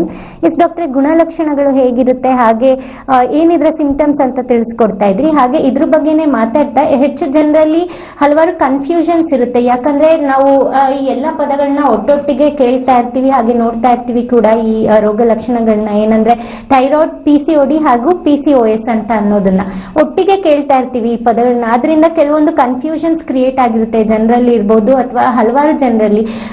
ಇದು ಥೈರಾಯ್ಡ್ ಹಾಗೆ PCOD ಹಾಗೆ PCOS ಮೂರು ರೋಗಗಳು ಒಂದೇನಾ, ಅಥವಾ ಏನ್ ಡಿಫ್ರೆನ್ಸ್ ಇದೆ ಇದರಲ್ಲಿ, ಅಥವಾ ಈ ಮೂರು ರೋಗ ಲಕ್ಷಣಗಳು ಒಂದಕ್ಕೊಂದು ಇಂಟರ್ ಡಿಪೆಂಡೆಂಟ್ ಆಗಿದೆಯಾ, ಯಾವ ರೀತಿ ಅಂತ? ಈ PCOD ಅನ್ನೋದು ನಾವೊಂದು ಹೇಳ್ತೀವಿ ಪಾಲಿಸಿಸ್ಟಿಕ್ ಓವೇರಿಯನ್ ಡಿಸೀಸ್ ಅಂತ ಹೇಳ್ತೀವಿ. ಸೊ PCOS ಬಂದು ಅದು ಸಿಂಡ್ರೋಮ್ ಅಂತ ಹೇಳ್ತೀವಿ. ಸೊ ಈ ಪಾಲಿಸಿಸ್ಟಿಕ್ ಓವೇರಿಯನ್ ಡಿಸೀಸ್ ಅಂದ್ರೆ ನಮ್ಮ ಏನಿದೆ ಗರ್ಭಕೋಶ, ಸೊ ಅದರ ಪಕ್ಕದಲ್ಲಿರುವಂತಹ 2 ಅಂಡಾಶಯ ಇರುತ್ತೆ, ಓವರೀಸ್ ಅಂತ ಹೇಳ್ತೀವಿ, ಒಂದು ರೈಟ್ ಅಲ್ಲಿ ಒಂದು ಲೆಫ್ಟ್ ಅಲ್ಲಿ. ಸೊ ಈ ಅಂಡಾಶಯದಲ್ಲಿ ನಮಗೆ ಎಲ್ಲಾ ತಿಂಗಳಲ್ಲಿ ಒಂದು ಎಗ್ ಮೆಚ್ಯೂರ್ ಆಗಿ ಅದು ಹೊಡೆಯುತ್ತೆ. ಸೊ ಈ ಎಗ್ ಅನ್ನೋದು ಎಲ್ಲಾ ತಿಂಗಳು ನಮ್ಮ ಏನಿದೆ ಮೆನ್ಸ್ಟ್ರಲ್ ಸೈಕಲ್, ನಮ್ಮ ಪೀರಿಯಡ್ಸ್ ಏನಾಗುತ್ತೆ, ಸೊ ಒಂದು ಸೈಕಲ್ ಇರುತ್ತೆ, ಪ್ರಾಪರ್ 28 ರಿಂದ 30 ದಿನದ ಒಂದು ಸೈಕಲ್ ಇರುತ್ತೆ. ಸೊ ಈ ಸೈಕಲ್ ಅಲ್ಲಿ ಏನಾಗುತ್ತೆ, ಅದು ಕರೆಕ್ಟ್ ಆಗಿ ಆಗ್ತಾ ಇರ್ಬೇಕಾದ್ರೆ ತಿಂಗಳ ಒಂದು ಎಗ್ ಅಂಡಾಣು ಹೊರಗೆ ಬರ್ತಾ ಇರುತ್ತೆ. ಸೊ ಈ ಪಾಲಿಸಿಸ್ಟಿಕ್ ಓವರಿಯನ್ ಡಿಸೀಸ್ ಇಲ್ಲಾಂದ್ರೆ ಓವರಿಯನ್ ಸಿಂಡ್ರೋಮ್, ಇದ್ರಲ್ಲಿ ಏನಾಗ್ತಿರುತ್ತೆ, ಮಲ್ಟಿಪಲ್ ಆಗಿರುವಂತಹ ಒಂದು ಇಮ್ಮೆಚ್ಯೂರ್ ಎಗ್ಸ್ ಫಾರ್ಮ್ ಆಗ್ತಾ ಇರುತ್ತೆ. ಅಂಡಾಣುಗಳು ಅಂದ್ರೆ ಒಂದಕ್ಕಿಂತ ಹೆಚ್ಚು ಮಲ್ಟಿಪಲ್ ಆಗಿರುವಂತಹ ಅಂಡಾಣುಗಳು ಈ ಓವರೀಸ್ ಅಲ್ಲಿ ಫಾರ್ಮ್ ಆಗ್ತಾ ಹೋಗ್ತಿರುತ್ತೆ. ಸೊ ಇದು ಫಾರ್ಮ್ ಆಗೋದ್ರಿಂದ ಏನಾಗುತ್ತೆ, ಅಲ್ಲಿ ಒಂದು ಹಾರ್ಮೋನ್ ಆಂಡ್ರೋಜನ್ ಅಂತ ಹೇಳ್ತೀವಿ. ಸೊ ಇದು ಒಂದು ಮೇಲ್ ಹಾರ್ಮೋನ್ ಆಗಿದೆ. ಯೂಶುವಲಿ ಅದು ಗಂಡಸರಲ್ಲಿ ಕಾಣುವಂತ ಒಂದು ಹಾರ್ಮೋನ್ ಆಗಿದೆ. ಸೊ ಈ ಹಾರ್ಮೋನ್ ಅನ್ನೋದು ಏನಾಗ್ತಾ ಹೋಗುತ್ತೆ, ಈ ಹೆಣ್ಮಕ್ಳ ದೇಹದಲ್ಲಿ ಜಾಸ್ತಿ ಆಗ್ತಾ ಹೋಗುತ್ತೆ. ಸೊ ಯೂಶುವಲಿ ನಮ್ಮ ಬಾಡಿಯಲ್ಲಿ ಇದೆ, ಬಟ್ ಒಂದು ಲಿಮಿಟೆಡ್ ರೇಂಜ್ ಅಲ್ಲಿ ಇರುತ್ತೆ. ಬಟ್ ಯಾವಾಗ ಇದು ಎಕ್ಸೆಸ್ ಆಗುತ್ತೆ ಅಂದ್ರೆ, ಯಾವಾಗ ಈ ಇಮ್ಮೆಚ್ಯೂರ್ ಆಗಿರುವಂತಹ ಈ ಅಂಡಾಣುಗಳು ಒಂದಕ್ಕಿಂತ ಹೆಚ್ಚಾಗಿ ಒಂದು ನೀರಿನ ಗುಳ್ಳೆ ರೀತಿಯಲ್ಲಿ ಯಾವಾಗ ಈ ಅಂಡಾಶಯದಲ್ಲಿ ಜಾಸ್ತಿ ಆಗ್ತಾ ಹೋಗುತ್ತೆ, ಅವಾಗ ಏನಾಗುತ್ತೆ, ಈ ಆಂಡ್ರೋಜನ್ ಅಂತ ಒಂದು ಅಂಶವು ಜಾಸ್ತಿ ಆಗ್ತಾ ಹೋಗುತ್ತೆ. ಸೊ ಇದು ಜಾಸ್ತಿ ಆಗೋದ್ರಿಂದ ಏನಾಗುತ್ತೆ, ಹಲವಾರು ರೀತಿಯಾಗಿರುವಂತಹ ರೋಗ ಲಕ್ಷಣಗಳು ಮೇನ್ ಆಗಿ ಬಂದು ಒಂದು ನಮ್ಮ ಪೀರಿಯಡ್ಸ್ ನಲ್ಲಿ ಪ್ರಾಬ್ಲಮ್, ಇರೆಗ್ಯುಲರ್ ಪೀರಿಯಡ್ಸ್ ಆಗ್ತಾ ಹೋಗೋದು, ಅದರಲ್ಲಿ ಆಲಿಗೋಮೆನೋರಿ ಅಂತ ಹೇಳ್ತೀವಿ. ಕೆಲವರಿಗೆಲ್ಲ ರೆಗ್ಯುಲರ್ ಆಗಿದ್ದು ಒಂದೇ ಸಲಿ 1-2 ದಿನ ಸ್ಪಾಟಿಂಗ್ ಮಾತ್ರ ಕಾಣಿಸುತ್ತೆ, ಜಾಸ್ತಿ ಬ್ಲೀಡಿಂಗ್ ಏನಿರಲ್ಲ, ಬರೀ 1-2-3 ಡ್ರಾಪ್ ಅಷ್ಟೇ ಹೋಗ್ತಿರುತ್ತೆ, ಅದು ಬರೀ 2 ದಿನ ಕಾಲ ಅಷ್ಟೇ ಲಾಸ್ಟ್ ಆಗ್ತಾ ಹೋಗುತ್ತೆ. ಬಟ್ ಕೆಲವರಲ್ಲಿ ನೋಡ್ಬೇಕಾದ್ರೆ ಹೆಚ್ಚಿನ ಜಾಸ್ತಿ ಆಗಿರುವಂತಹ ಬ್ಲೀಡಿಂಗ್, ಮೆನೋರಾಲಜಿ ಅಂತ ಹೇಳ್ತೀವಿ, ಒಂದು 5 days 6 days 10 days ಈ ತರ ಕಂಟಿನ್ಯೂಸ್ ಆಗಿ ಬ್ಲೀಡಿಂಗ್ ಆಗ್ತಾನೆ ಇರುತ್ತೆ. ಸೊ ಒಂದು ಆ ಮೆನ್ಸ್ಟ್ರುವಲ್ ಸೈಕಲ್ ಅಲ್ಲಿ ಏನಿದೆ, ಒಂದು ಇರ್ರೆಗ್ಯುಲಾರಿಟೀಸ್ ನಾವು ಕಾಣ್ತಾ ಹೋಗ್ತೀವಿ. ಅದ್ರ ಜೊತೆಗೆ ಈ ಆಂಡ್ರೋಜನ್ ಅಂತ ಮೇಲ್ ಹಾರ್ಮೋನ್ ಜಾಸ್ತಿ ರಿಲೀಸ್ ಆಗೋದ್ರಿಂದ ಏನಾಗುತ್ತೆ, ಒಂದು ಮೇಲ್ ಪ್ಯಾಟರ್ನ್ ನಮ್ಮ ಬಾಡಿಯಲ್ಲಿ ಸ್ಟಾರ್ಟ್ ಆಗ್ತಾ ಹೋಗುತ್ತೆ. ಅಂದ್ರೆ ಒಂದು hair growth, excessive hair growth. Normal ಆಗಿ ನಮಗೆ ಏನಾಗುತ್ತೆ, ಈ ಚಿನ್ ಭಾಗದಲ್ಲಿ, ಓಕೆ, ಮುಖದಲ್ಲಿ ಇಲ್ಲ ಚೆಸ್ಟ್ ನ ಭಾಗದಲ್ಲಿ, ಹೊಟ್ಟೆಯ ಭಾಗದಲ್ಲಿ ಅತಿ ಹೆಚ್ಚಾಗಿ ಒಂದು ಗಂಡಸರಿಗೆ ಹೇಗೆ ಒಂದು ಪ್ಯಾಟರ್ನ್ ಅಲ್ಲಿ ಒಂದು ಹೇರ್ ಗ್ರೋತ್ ಆಗ್ತಾ ಇರುತ್ತೆ, ಅದೇ ರೀತಿಯಾಗಿರುವಂತಹ ಒಂದು ಹೇರ್ ಗ್ರೋತ್ ನಮ್ಮ ಹೆಂಗಸರಲ್ಲೂ ಕಾಣಬಹುದು. ಯಾರಲ್ಲಿ ಈ ಆಂಡ್ರೋಜನ್ ಲೆವೆಲ್ಸ್ ಇಲ್ಲ ಟೆಸ್ಟೋಸ್ಟೆರಾನ್ ಲೆವೆಲ್ಸ್ ಯಾರಲ್ಲಿ ಜಾಸ್ತಿ ಆಗ್ತಿರುತ್ತೆ, ಅವರಲ್ಲಿ ನಾವು ಈ ಸಮಸ್ಯೆನ ಕಾಣ್ತಾ ಹೋಗ್ತೀವಿ. ಅದ್ರ ಜೊತೆಗೆ ಅವರಿಗೆ ಒಂದು ಅಕಂಥಿಯೋಸಿಸ್ ನೈಗ್ರಿಕನ್ಸ್ ಅಂತ ಹೇಳ್ತೀವಿ, ಅಂದ್ರೆ ಎಲ್ಲಿ ಕತ್ತಿನ ಭಾಗದಲ್ಲಿ ಇಲ್ಲ ಕಂಕ್ಲಿನ ಭಾಗದಲ್ಲಿರುವಂತಹ ಆ ಚರ್ಮ ಏನಾಗ್ತಾ ಹೋಗುತ್ತೆ, ಜಾಸ್ತಿ ತಿಕ್ ಆಗ್ತಾ ಹೋಗುತ್ತೆ. ಸೊ ಅದು ಬ್ಲಾಕಿಶ್ ಡಿಸ್ಕಲರೇಷನ್ ನಮಗೆ ಕಾಣ್ತಾ ಹೋಗುತ್ತೆ. ಸೊ ಅದ್ರ ಜೊತೆಗೆ ಒಂದು ಒಬೆಸಿಟಿ ಅಂತ ಹೇಳ್ತೀವಿ, ಸೊ ಅಂದ್ರೆ ಅವರು ಜಾಸ್ತಿ ದಪ್ಪ ಆಗ್ತಾ ಹೋಗ್ತಾರೆ. ಓಕೆ, ಸೊ ಮೇನ್ ಆಗಿ ಬಂದು ಏನಾಗುತ್ತೆ, ಈ PCOD ಒಂದು ಲೈಫ್ ಸ್ಟೈಲ್ ಡಿಸಾರ್ಡರ್ ಅಂತ ಕೂಡ ನಾವು ಹೇಳ್ಬಹುದು. ಸೊ ಯಾವಾಗ ಅದು ನಾನು ಹೇಳಿದಾಗ ಸಿಂಡ್ರೋಮ್ ಅಂತ ಬಂದಾಗ ಅದೇನಾಗುತ್ತೆ, ಈ ಎಲ್ಲಾ ರೀತಿ ಹಿರ್ಸುಟಿಸಮ್ ಅಂತ ಹೇಳ್ತೀವಿ, ಅಂದ್ರೆ ನಾನು ಹೇಳಿದ ಹಾಗೆ ಎಕ್ಸೆಸಿವ್ ಹೇರ್ ಗ್ರೋತ್ ಏನಿದೆ ಅದು ಹಿರ್ಸುಟಿಸಮ್ ಅಂತ ಹೇಳ್ತೀವಿ. ಈ ಹಿರ್ಸುಟಿಸಮ್ ಮತ್ತೆ ಅಕೆಂಥಿಯೋಸಿಸ್ ನೈಗ್ರಿಕನ್ಸ್, ಅದ್ರ ಜೊತೆಗೆ ನಮ್ಮ ಈ ಮೆನ್ಸ್ಟ್ರಲ್ ಇರೆಗ್ಯುಲಾರಿಟೀಸ್ ಇದೆಲ್ಲ ಸೇರ್ಬೇಕಾದ್ರೆ ಏನಾಗುತ್ತೆ ಅದೊಂದು PCOS ಅಂದ್ರೆ ಸಿಂಡ್ರೋಮ್ ಗ್ರೂಪ್ ಆಫ್ ಡಿಸೀಸ್ ಅಂತ ಹೇಳ್ತೀವಿ. ಅದ್ರ ಜೊತೆಯಾಗಿ ಇವರ ದೇಹದಲ್ಲಿ ಏನಾಗುತ್ತೆ ಒಂದು ಇನ್ಸುಲಿನ್ ರೆಸಿಸ್ಟೆಂಟ್ ಆಗ್ತಾ ಹೋಗುತ್ತೆ. ಅಂದ್ರೆ ಇವರಿಗೆ ಈ PCOS ಅಲ್ಲಿ ಇರುವಂತಹ ವ್ಯಕ್ತಿಗಳು ಇಲ್ಲಾಂದ್ರೆ ಹೆಂಗಸರಲ್ಲಿ ಫ್ಯೂಚರ್ ಅಲ್ಲಿ ಅವರಿಗೆ ಒಂದು ಶುಗರ್ ಅನ್ನೋದು ಕಾಯಿಲೆ ಶುರುವಕ್ಕೆ ಚಾನ್ಸಸ್ ಇರುತ್ತೆ. ಎಸ್ ಡಾಕ್ಟರ್, ನಾವು ಮಾತಾಡ್ತಾ ಇದ್ವಿ PCOD ಹಾಗೂ ಥೈರಾಯ್ಡ್ ಆರೋಗ್ಯ ಸಮಸ್ಯೆಯ ಲಕ್ಷಣಗಳ ಬಗ್ಗೆ. ಇನ್ನು ಹೆಚ್ಚಿನ ಮಾಹಿತಿಗಳನ್ನ ನಾವು ಡಾಕ್ಟರ್ ಮೂಲಕ ಪಡೆದುಕೊಳ್ಳೋಣ. ಅದೇ ಕಾರ್ಯಕ್ರಮದಲ್ಲಿ ಈಗ ಇನ್ನೊಬ್ರು ಕರೆ ಮಾಡಿದ್ದಾರೆ, ನೋಡೋಣ ಯಾರು ಅಂತ. ಹಲೋ ಹಲೋ ಹಲೋ, ಯಾರು ಮಾತಾಡ್ತಾ ಇರೋದು? ನಿಮ್ ಹೆಸರು ಹೇಳಿ, ಏನ್ ಸಮಸ್ಯೆ ಇದೆ ಅಂತ. ಹಲೋ ಹಲೋ ಹೇಳಿ ಮೇಡಮ್, ಏನ್ ಸಮಸ್ಯೆ ಇದೆ? ಏನಿಲ್ಲ ಮೇಡಮ್, ಆಕ್ಚುಲಿ ನನ್ ಮಗಳಿಗೆ 5 years. Okay. So she is offer suffering from cough, ತುಂಬಾ ಕಾಫ್ ಮತ್ತೆ ತುಂಬಾ ಕೋಲ್ಡ್ ಮತ್ತೆ ತುಂಬಾ ಮ್ಯೂಕಸ್ ಫಾರ್ಮ್ ಆಗ್ತಾ ಇರುತ್ತೆ ಬಾಡಿನಲ್ಲಿ. ಓಕೆ. ಸೊ ಮತ್ತೆ ಅವಾಗ ಫೀವರ್ ಬರ್ತಾ ಇರುತ್ತೆ. ಸೊ ನಾವು ಹೋಮಿಯೋಪ್ಯಾಥಿಕ್ ಮೆಡಿಸನ್ ತಗೊಂತಾ ಇರ್ತೀವಿ ಯಾವಾಗ್ಲೂ. ಫ್ರಮ್ ಲಾಸ್ಟ್ ಇಯರ್ ಸ್ಟಾರ್ಟ್ ಮಾಡಿದೀವಿ, ಲಾಸ್ಟ್ ಸೆಪ್ಟೆಂಬರ್ ಇಂದ. ಸೊ ಅಪ್ರಾಕ್ಸಿಮೇಟ್ 8 months ಆಗಿದೆ, 7 to 8 months. ಓಕೆ, ಡಾಕ್ಟರ್ ಇದ್ದಾರೆ, ಏನ್ ಸಮಸ್ಯೆಗೆ ಪರಿಹಾರ ಅವರು ನೀಡ್ತಾರೆ, ನೋಡೋಣ ಏನ್ Okay. ಹೇಳ್ತಾರೆ ಅಂತ. ಓಕೆ. ನಮಸ್ತೆ ಅಮ್ಮ. ನಮಸ್ತೆ madam, good morning. Good morning ಅಮ್ಮ. ನಿಮ್ಮ ಹೇಳಿ ಮೇಡಮ್, ನಮ್ಮ ಮಗುಗೆ ನಾವು ಹೋಮಿಯೋಪ್ಯಾಥಿಕ್ ಮೆಡಿಸನ್ ಕೊಡ್ತಾ ಇದೀವಿ Okay. ಫ್ರಮ್ ಲಾಸ್ಟ್ 7 months ಇಂದ ಕೊಡ್ತಾ ಇದೀವಿ. ಬಟ್ ಅಂದ್ರೂನು ಆಫನ್ ಕಾಫ್ ಮತ್ತೆ ಸ್ವಲ್ಪ ಕೋಲ್ಡ್ ಮ್ಯೂಕಸ್ ಅದಾಗ್ತಾ ಇರುತ್ತೆ ಅಲ್ವಾ ಮೇಡಮ್? ಅಂದ್ರೆ ಇದು ಪರ್ಮನೆಂಟ್ ಆಗಿ ಹೋಗುತ್ತಾ ಮೇಡಮ್ ಇದು? ಹೌದಮ್ಮ. ಸೊ ಇದು ನಿಮ್ಗೆ ನಿಮ್ಮ ಮಗುಗೆ ಆಗ್ತಿರುವಂತ ತೊಂದರೆ, ಸೊ ಈ ಕೆಮ್ಮು, ಈ ನೆಗಡಿ ಇಲ್ಲಾಂದ್ರೆ ಮ್ಯೂಕಸ್ ಫಾರ್ಮೇಶನ್ ಏನ್ ಜಾಸ್ತಿ ಆಗ್ತಾ ಇದೆ, ಸೊ ಇದಕ್ಕೆ may be it is allergy, rhinitis bronchitis ಆಗಿರಬಹುದು. ಸೊ ಈ ಸಮಸ್ಯೆಯಿಂದ ಏನಾಗುತ್ತೆ, ನಿಮ್ಮ ಮಗಳ ವಯಸ್ಸು 5 years ಅಂತ ಹೇಳಿದ್ರಲ್ಲ ನೀವು. ಸೊ ಏನಾಗುತ್ತೆ, ಈ ಚಿಕ್ಕ ಪ್ರಾಯದಲ್ಲಿ ಏನಾಗುತ್ತೆ, ಇಮ್ಯುನಿಟಿ ಪವರ್ ಅನ್ನೋದು ತುಂಬಾ ಕಮ್ಮಿ ಇರುತ್ತೆ. ಓಕೆ, ಸೊ ನೀವು ಆಲ್ರೆಡಿ ಇವಾಗ ಹೋಮಿಯೋಪತಿ ಮೆಡಿಸಿನ್ಸ್ ತಗೊಂತಾ ಇದ್ದೀರಾ. So it's a very good decision actually. ಯಾಕಂದ್ರೆ ನಿಮ್ಮ ಮಗುವಿನಲ್ಲಿ ಆಗ್ತಿರುವಂತಹ ಒಂದು ಬಾಡಿ ಚೇಂಜಸ್, ಸೊ ಇವಾಗ ಕ್ಲೈಮೇಟ್ ಕೂಡ ಹಾಗೆ ಇದೆ, ಸೊ ಎನ್ವೈರನ್ಮೆಂಟ್ ಕೂಡ ಹಾಗೆ ಇದೆ. ಸೊ ಮಗು ಸ್ಕೂಲಿಗೆ ಹೋಗಿ ಬರ್ಬೇಕಾದ್ರೂ ಏನಾಗುತ್ತೆ, ಆ ಎನ್ವೈರನ್ಮೆಂಟ್ ಕೂಡ ಡಿಫ್ರೆಂಟ್ ಆಗ್ತಾ ಇರುತ್ತೆ. ಸೊ ಡಸ್ಟ್ ಆಗ್ಲಿ, ಈ ಕೋಲ್ಡ್ ಕ್ಲೈಮೇಟ್ ಆಗ್ಲಿ ಏನಾಗ್ತಿರುತ್ತೆ, ಇದಕ್ಕೆಲ್ಲ ಡಿಪೆಂಡ್ ಆಗ್ತಾ ಹೋಗುತ್ತೆ. ಸೊ ಅವಾಗ ಏನಾಗುತ್ತೆ, ಈ ರೋಗ ಲಕ್ಷಣಗಳು ಏನಾಗುತ್ತೆ, ಟ್ರಿಗರ್ ಆಗಕ್ಕೆ ಸ್ಟಾರ್ಟ್ ಆಗ್ತಾ ಹೋಗುತ್ತೆ. ಸೊ ನೀವಾಗ ಏನ್ ಕಂಟಿನ್ಯೂ ಮಾಡ್ತಾ ಇದೆ, ಇಟ್ಸ್ ವೆರಿ ಗುಡ್, ಅದನ್ನೇ ಕಂಟಿನ್ಯೂ ಮಾಡಿ. ಯಾಕಂದ್ರೆ ಇಮ್ಯುನಿಟಿ ಪವರ್ ಅನ್ನೋದು ಜಾಸ್ತಿ ಆಗ್ತಾ ಹೋಗುತ್ತೆ. ಸೊ ಮಗುವಲ್ಲಿರುವಂತಹ ವೀಕ್ ಆಗಿರುವಂತಹ ಇಮ್ಯುನಿಟಿ ಪವರ್ ನಾವು ಸ್ಟ್ರಾಂಗ್ ಮಾಡ್ತಾ ಹೋಗ್ಬೇಕಾದ್ರೆ ಏನಾಗುತ್ತೆ, ಅವರಲ್ಲಿರುವಂತಹ ಆ ರೋಗ ಲಕ್ಷಣಗಳು ಏನಾಗುತ್ತೆ, ಕ್ರಮೇಣವಾಗಿ ಕಮ್ಮಿ ಆಗ್ತಾ ಹೋಗುತ್ತೆ. ವಿಚ್ ಮೀನ್ಸ್ ಫರ್ದರ್ ಅಲ್ಲಿ ಫ್ಯೂಚರ್ ಅಲ್ಲಿ ನಿಮ್ಮ ಮಗಳಿಗೆ ಯಾವುದೇ ರೀತಿಯಾಗಿರುತ್ತೆ ರಿಅಪಿಯರೆನ್ಸ್ ಅಲ್ಲಿ ರಿಕರೆಂಟ್ ಆಗಿ ಇನ್ಫೆಕ್ಷನ್ ಆಗೋದಿಲ್ಲ. ಬಿಕಾಸ್ ಅವರ ಇಮ್ಯುನಿಟಿ ಪವರ್ ಸ್ಟ್ರಾಂಗ್ ಆಗ್ತಾ ಹೋಗ್ಬೇಕು. ಸೊ ಇದೊಂದು ಕರೆಕ್ಟ್ ಆಗಿ ಡ್ಯೂರೇಷನ್ ಅಲ್ಲಿ ನೀವು ಕರೆಕ್ಟ್ ಆಗಿ ಕೋರ್ಸ್ ಮೆಡಿಸಿನ್ಸ್ ನೀವು ತಗೊಂತ ಹೋದ್ರೆ ನೀವು ಮಗಳು ಆರಾಮಾಗ್ತಾ ಹೋಗ್ತಾರೆ. ಧನ್ಯವಾದಗಳು ಕರೆ ಮಾಡಿದ್ದಕ್ಕಾಗಿ. ಸೊ ಆಲ್ರೆಡಿ ನೀವು ಹೋಮಿಯೋಪತಿ ಟ್ರೀಟ್ಮೆಂಟ್ ನ ತಗೊಳ್ತಾ ಇದ್ದೀನಿ ಅಂತ ಹೇಳಿದ್ರಿ, ಹಾಗೆ ಮುಂದುವರಿಸಿ. ಹಾಗೆ ವೀಕ್ಷಕರೇ, ನೀವು ನೋಡ್ತಾ ಇದ್ರಿ ನಮ್ಮ ಹೋಮಿಯೋಪತಿ ಕ್ಲಿನಿಕ್ ಅಲ್ಲಿ ಯಾವುದೇ ವಯೋಮಿತಿಯ ಅಡಚಣೆನೇ ಇರೋದಿಲ್ಲ, ಅಥವಾ ಯಾವುದೇ ಆರೋಗ್ಯ ಸಮಸ್ಯೆಗಳು ನಿಮ್ಗಿದ್ದಲ್ಲಿ ನೀವು ಹೋಮಿಯೋಪತಿ ಕ್ಲಿನಿಕ್ಗೆ ಹೋಗಿ ಟ್ರೀಟ್ಮೆಂಟ್ ಅನ್ನ ತಗೊಳ್ಬಹುದು ಅಂತ ಹೇಳ್ತಾ, ಇನ್ನು ನಾವು ಇವತ್ತಿನ ಕಾರ್ಯಕ್ರಮದಲ್ಲಿ ಮಾತಾಡ್ತಾ ಇದ್ವಿ PCOD ಹಾಗೆ ಥೈರಾಯ್ಡ್ ಆರೋಗ್ಯ ಸಮಸ್ಯೆಗಳ ಬಗ್ಗೆ. ನೀವು ಕೂಡ ಕರೆ ಮಾಡಬಹುದು, ನಮ್ಮ ಜೊತೆ ಡಾಕ್ಟರ್ ಇದ್ದಾರೆ, ಅವ್ರ ಜೊತೆ ನೇರವಾಗಿ ಮಾತನಾಡಬಹುದು. ಯಾವುದೇ ಪ್ರಶ್ನೆಗಳು ನಿಮ್ಗಿದ್ದಲ್ಲಿ ಸ್ಕ್ರೀನ್ ಮೇಲೆ ನಂಬರ್ ಡಿಸ್ಪ್ಲೇ ಆಗ್ತಾ ಇದೆ, ಆ ನಂಬರ್ಗೆ ಕರೆ ಮಾಡುವ ಮೂಲಕ ನಮ್ಮ ಜೊತೆ ಮಾತನಾಡಬಹುದು ಅಂತ ಹೇಳ್ತಾ, ಇನ್ನು ಹೆಚ್ಚಿನ ಮಾಹಿತಿಗಳನ್ನ ನಾವು ತಿಳ್ಕೊಳ್ಳೋಣ. ಎಸ್ ಡಾಕ್ಟರ್, ನಾವು ಮಾತಾಡ್ತಾ ಇದ್ವಿ PCOD ಹಾಗೆ ಥೈರಾಯ್ಡ್ ಆರೋಗ್ಯ ಸಮಸ್ಯೆ ಬಗ್ಗೆ.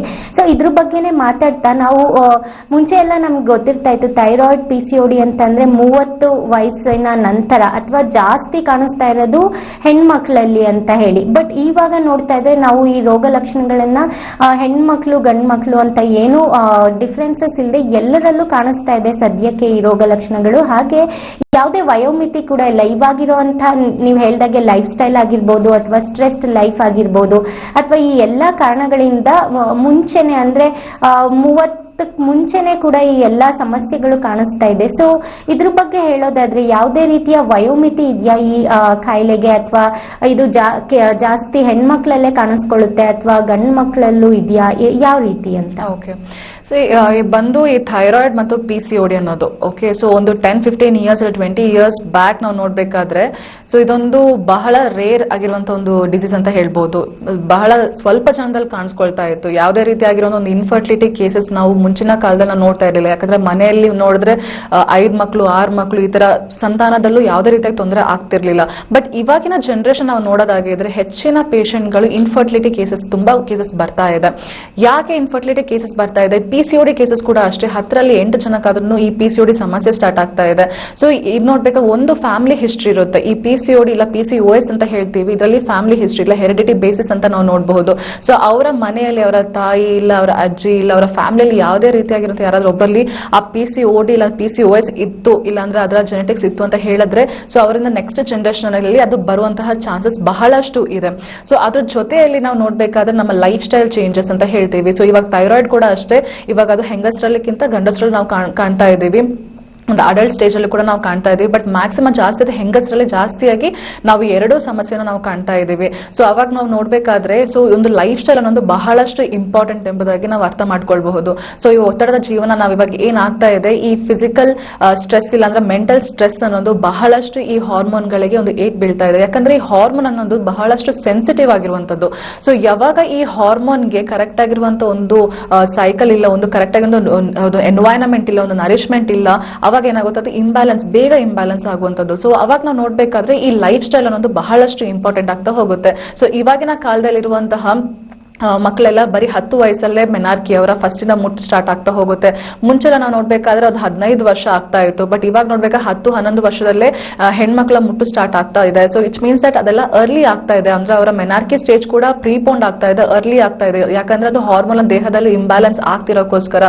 ಸೊ ಇದಕ್ಕೆ ಮೇನ್ ಕಾರಣ ಹೇಳಿದಾಗ ಒಂದು ಫ್ಯಾಮಿಲಿ ಹಿಸ್ಟ್ರಿ ಆಗಿರಬಹುದು, ಇನ್ನೊಂದು ಲೈಫ್ ಸ್ಟೈಲ್ ಚೇಂಜಸ್ ಆಗಿರಬಹುದು, ಹೆಚ್ಚಾಗಿ ಮಾನಸಿಕ ಒತ್ತಡ ಇಲ್ಲಾಂದ್ರೆ ಫಿಸಿಕಲ್ ಸ್ಟ್ರೆಸ್ ಅನ್ನೋದೇನಿರುತ್ತೆ, ಇದರಿಂದ ಏನಾಗುತ್ತೆ ಒಂದು ಹಾರ್ಮೋನ್ ಅಲ್ಲಿ ಇಂಬ್ಯಾಲೆನ್ಸ್ ನ ಕಾಣಿಸ್ಕೊಳ್ತಾ ಹೋಗುತ್ತೆ. ಅದ್ರ ಜೊತೆಗೆ ಈಟಿಂಗ್ ಹ್ಯಾಬಿಟ್ಸ್, ನಮ್ಮ ಡಯಟ್ ಫುಡ್ ಆಹಾರ ಪದ್ಧತಿಗಳು ಇರಬಹುದು.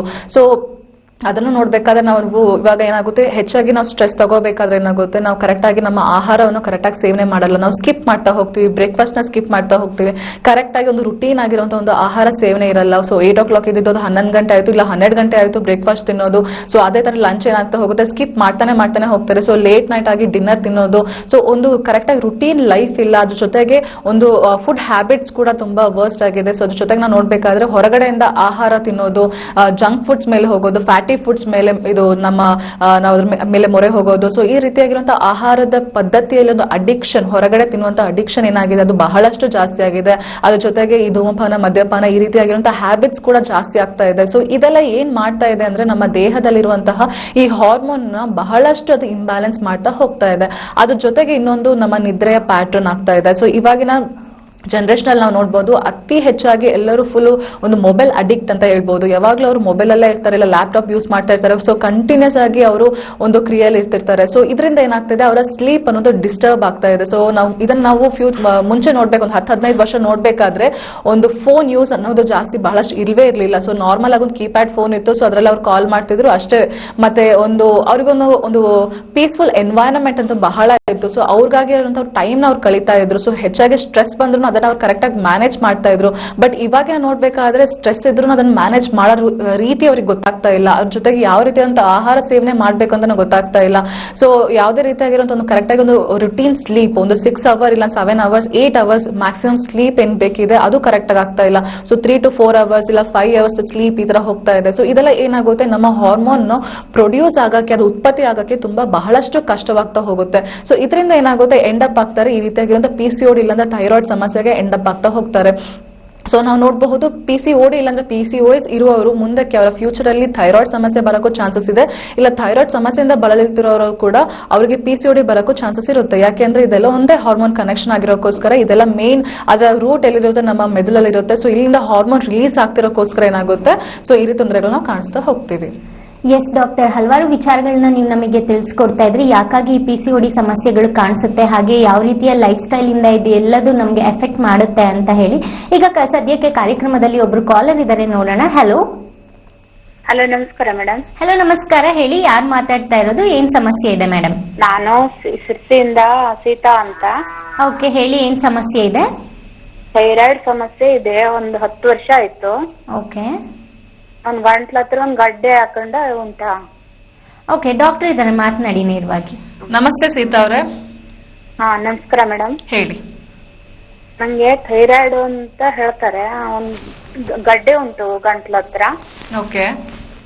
ಒಂದೇ ಕಡೆಗೆ ಗಂಟು ಕಾಣಿಸ್ತದೆ, ಮತ್ತೊಂದ್ ಕಡೆ ಕಾಣಿಸೋದಿಲ್ಲ. ಓಕೆ, ನೀವೇನ ಸ್ಕ್ಯಾನಿಂಗ್ ಏನಾದ್ರು ಮಾಡಿಸಿದಿರಮ್ಮ? ನಿಂಗ್ ಮಾಡಿಸ್ಲಿಲ್ಲ, ಇದು ಟೆಸ್ಟ್ ಮಾಡಿಸಿದವಾಗ 3 ಸಾರಿ ಟೆಸ್ಟ್ ಮಾಡಿಸಿದವಾಗ ನಾರ್ಮಲ್ ಎಳೆ ಬಂತು. ಹ್ಮ್ ಅದ್ ಗುಳಿಗಿ ಏನು ಬೇಡ ಹೇಳಿದ್ರು ಅವರು. ಅದ್ ನಂಗೆ ಸ್ವಲ್ಪ ಸುಸ್ತಾಗ್ತದೆ, ಹ್ಮ್ ಅದಕ್ಕೆ ಫೋನ್ ಮಾಡಿದೆ. ನಿಮ್ಮ ವಯಸ್ಸೆಷ್ಟಮ್ಮ? ನನ್ಗೆ 50 ವರ್ಷ. ಹೌದಾ, ಇವಾಗ ನಿಮ್ಮ ಮುಟ್ ನಿಂತಿದ್ಯಾ? ಹೌದು ಮೇಡಮ್. ಎಷ್ಟು ವರ್ಷ ಆಯ್ತು ಮುಟ್ ನಿಂತು? ನಿಂತ 2 ವರ್ಷ ಆಯ್ತು. 2 ವರ್ಷ ಆಗಿದೆ. ಓಕೆ ಅಮ್ಮ. ಸೊ ಇವಾಗ ನಿಮ್ಗೆ ಏನ್ ಈ ಗಡ್ಡೆ ಕಾಣಿಸ್ಕೊಳ್ತಾ ಇದೆ ಈ ಕುತ್ತಿಗೆ ಭಾಗದಲ್ಲಿ, ಸೊ ಅದು ಕರೆಕ್ಟ್ ಆಗಿ ಹೇಳ್ಬೇಕು ಅಂದ್ರೆ ಗಾಯ್ಟರ್ ಅಂತ ಹೇಳ್ಬೋದು. ಕೆಲವೊಂದ್ಸಲಿ ಅದು ಲಿಂಫ್ ನೋಡ್ ಜಾಸ್ತಿ ಆಗಿದ್ರು ಕಾಣಿಸ್ಕೋಬಹುದು. ಲಿಂಫ್ ನೋಡ್ ಅನ್ನೋದು ನಮ್ಮ ಕುತ್ತಿಗೆ ಪಕ್ಕದ ಕಡೆಯಲ್ಲಿ ಇರುತ್ತೆ.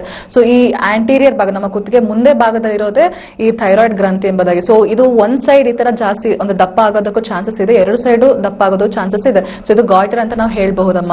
ಸೊ ಇದಕ್ಕೆ ಕರೆಕ್ಟ್ ಆಗಿರೋ ಟ್ರೀಟ್ಮೆಂಟ್ ನಿಮಗೆ ಬೇಕಿದೆ. ಯಾಕಂದ್ರೆ ಇವಾಗ ಮುಟ್ಟು ನಿಂತಿರೋಕ್ಕೋಸ್ಕರ ಏನಾಗುತ್ತೆ, ನಿಮ್ಮ ದೇಹದಲ್ಲಿ ಅನೇಕ ರೀತಿಯಾಗಿರುವಂತಹ ಹಾರ್ಮೋನ್ಗಳು ಇಂಬ್ಯಾಲೆನ್ಸ್ ಆಗ್ತಾ ಹೋಗುತ್ತೆ. ಅದ್ರ ಜೊತೆಯಲ್ಲಿ ನಿಮ್ಮ ಥೈರಾಯ್ಡ್ ಹಾರ್ಮೋನ್ ಅನ್ನೋದು ಕೂಡ ಕಮ್ಮಿ ಆಗ್ತಾ ಹೋಗುತ್ತೆ.